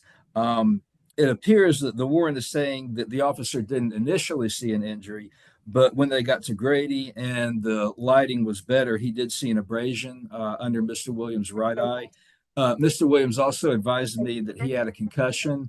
That sort of injury is not always visible, but he indicates that she did throw a bottle at him or hit him in the head with a bottle, which is in the warrant that she threw a bottle at him. He was seen at Grady for that. So he does deny that he is the primary aggressor. Mr. Williams indicates that he works full-time for North Georgia Brick as a truck driver. He's a CDL. He has family, including cousins and parents in the metro Atlanta area. So he was born in Atlanta, so he has ties to the community. If he qualifies for a signature bond, we would ask the court to consider that. If the court's not so inclined, we would ask for $1,000 good bond on each charge for a $2,000 amount total. And if there's a no contact order, we would also ask the court to consider allowing a third party to do a transfer of any children. Okay. For each charge, it'll be a $1,500 signature bond through pretrial level 1, makes for a total of a $3,000 signature bond through pretrial level 1. 1 day anger awareness, no further contact with Ms. Tarver, stay away from the Bungalow Lane address. He can go back to that address on one occasion with law enforcement to retrieve any belongings. Third-party transfer of any minor children for visitation. No drugs, alcohol, weapons while out on bond. And Your Honor, Thank just you. for clarification, since the victim is not here, third-party visitation is at her pleasure. There is no right to that third-party visitation by the defendant based on the status. Okay, well, if I'm always reticent to keep a father or a mother from their children, and they could work that out through the Superior Court if necessary, but I'm not going to limit that if they work it out in the Superior Court. Okay, all right. Good luck to y'all.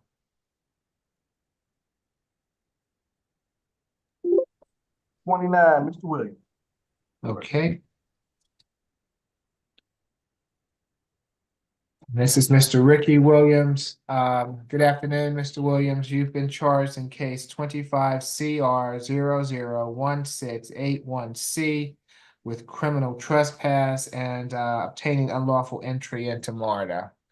Is there a history, Ms. Jackson? Yes, Judge. There are 59 cycles. The last arrest was February the 22nd, 2025, with the MARTA Police Department, criminal trespassing. That charge was dismissed on March the 5th, 2025. He does appear to be on probation in Fulton County for battery and criminal trespassing.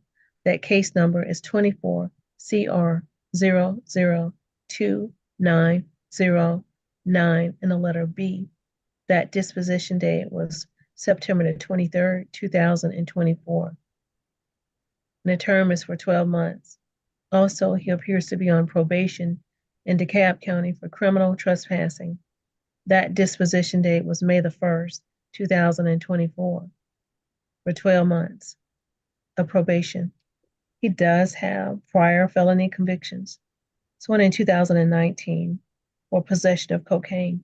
It's an additional one in 2019 for possession of controlled substance with the intent to distribute. And there was one in 2018 for possession of cocaine. He does have misdemeanor sentences and convictions. It's one in 2023 out of Clayton County for criminal trespassing. He received a nolo contendere sentence in 2023 out of DeKalb County for criminal trespassing. And he received a nolo contendere sentence in 2023 out of Clayton County for criminal trespassing. And there was one in 2021 for a P&I, an obstruction of an officer. There's one in 2017 for 2 counts of disorderly conduct. There's one in 2016 for obstruction of an officer in a P&I. And he received a nolo contendere sentence in 2016 out of DeKalb County for criminal trespassing. And there was an additional one, a conviction in 2016 for a P&I. Nothing in addition. He does appear to meet the criteria for UJR level 3. So, Your Honor, he just pled on March the 20th in 25 CR 001226B. That includes a MARTA ban, and that is for a criminal trespass at MARTA. He also has that 24 CR battery, but it's a battery on a public transit vehicle or station. He has 3 criminal trespass convictions from 2023, and today is the third arrest. No, the second arrest in 2025, the second case in 2025, and he's got 2 convictions in 2024, just out of Fulton. This is an incident from the 28th of March, so 8 days after he entered a guilty plea to a criminal trespass at MARTA and was banned. At 6:30 p.m. at the College Park MARTA station, that's 3800 Main Street. He was seen entering through the gate without paying a fare, and he was recognized because he has a ban from all properties of MARTA that was issued in October of 2021. We're asking for a $2,000 bond, Your Honor, to stay away, and we'd ask for a social worker visit or some kind of evaluation to see if a BHET is in order. I believe the 2018 felony drug conviction and then subsequent cases to that do reference evaluation maybe being part of the dismissal or the resolution of some of those cases. So it seems appropriate. Thank you. Do you know whether or not, Miss Allen, that the probation included, the latest probation included Ban from MARTA, but that's it. It's okay, no BHET or MHET. Okay. Mr. Bartels? Yes, Your Honor. I have spoken with Mr. Williams and advised him of his rights and his options. It looks like there are 2 charges, the unlawful entry. It looks like he's got a UJR on that one. And what's holding him in that I see on the booking screen is the criminal trespass. There's a $600 surety bond on that. We would ask the court to consider if he qualifies a UJR on the trespass as well. If the court's not inclined to do that, we would just ask that the surety bond on that remain the same.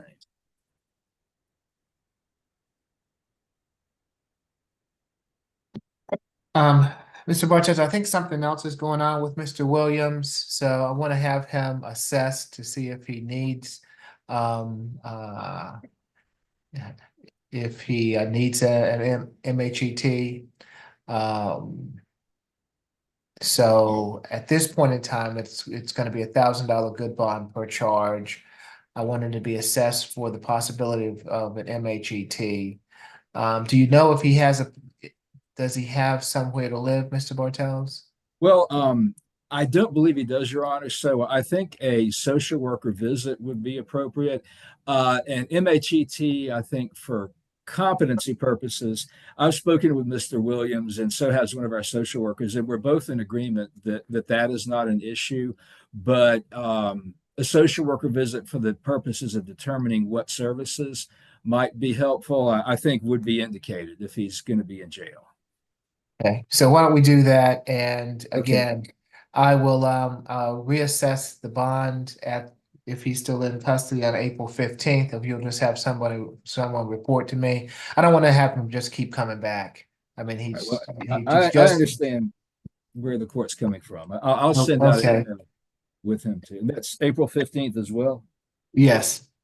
So it'd be a total of a $2,000 good bond, social worker visit, no drugs, alcohol, weapons, and of course, stay away from MARTA. Good luck to you, Mr. Williams.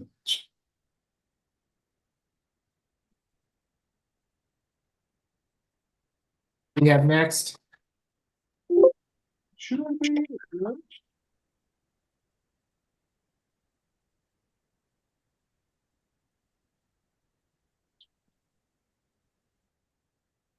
I have Roebuck left, I think. What about position 8, Hayden Gardner? He's a medical reset, same as Okay. Okay, medical reset until 3, I mean, till tomorrow, 1/4/1. And Roebuck is a medical reset till 4/1 as well. Okay.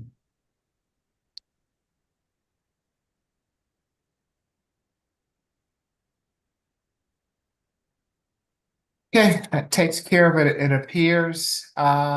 Ms. Bridgewater, whenever you're ready for us. Okay.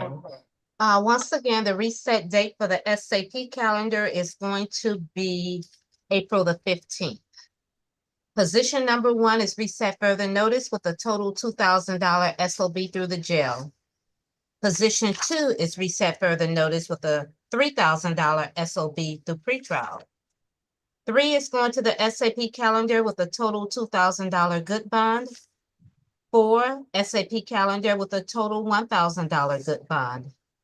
5 is reset further notice with a total $2,000 SOB through pretrial. 6, reset further notice with a total $5,000 SOB through pretrial. 7 is going to the SAP calendar with a total $4,000 good bond. 8 is being reset till tomorrow. 9 is going to the SAP calendar with a total $2,500 good bond. 10, reset further notice with a $3,000 SOB through pretrial.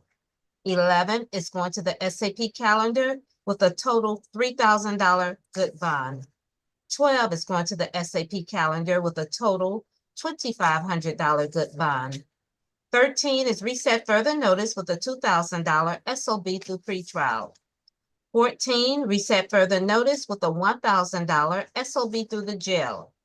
15 is going to the SAP calendar with a $1,000 good bond.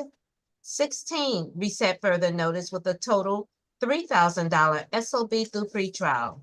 17, reset further notice with a total $3,000 SOB through pretrial. 18, reset further notice with a $10,000 SOB through pretrial. 19, reset further notice with a $2,000 SOB through pretrial. 20 is going to the SAP calendar with a $1,000 good bond. Positions 21 and 22 are medically reset till tomorrow. 23 is reset further notice with a total $4,000 SOB through pretrial. 24 is going to the SAP calendar with a total $1,000 good bond. 25 SAP calendar with a $1,000 good bond. 26 SAP calendar with a total $2,000 good bond. 17 SAP calendar with a total $6,000 good bond. 28 reset further notice with a total $3,000 SOB through pretrial. And 29 is going to the SAP calendar with a total $2,000 good bond. Are there any questions, comments, or otherwise? Did you get the transfer order for number 27? Let me Mr. look Trailer? right quick. Yeah. Let me see. Thank you. And I'm Send it to you and Mr. Jordan and to the okay, wait. Maybe this is it. Hold on. So, Your Honor, I'm waiting for a write-up of what the new process is for transfers. So I apologize that I didn't know today. I'm the low man on the totem pole, but I'm going to find out. Okay, Miss Allen, I don't show that. Well, do you know what time you sent it today? Let's see.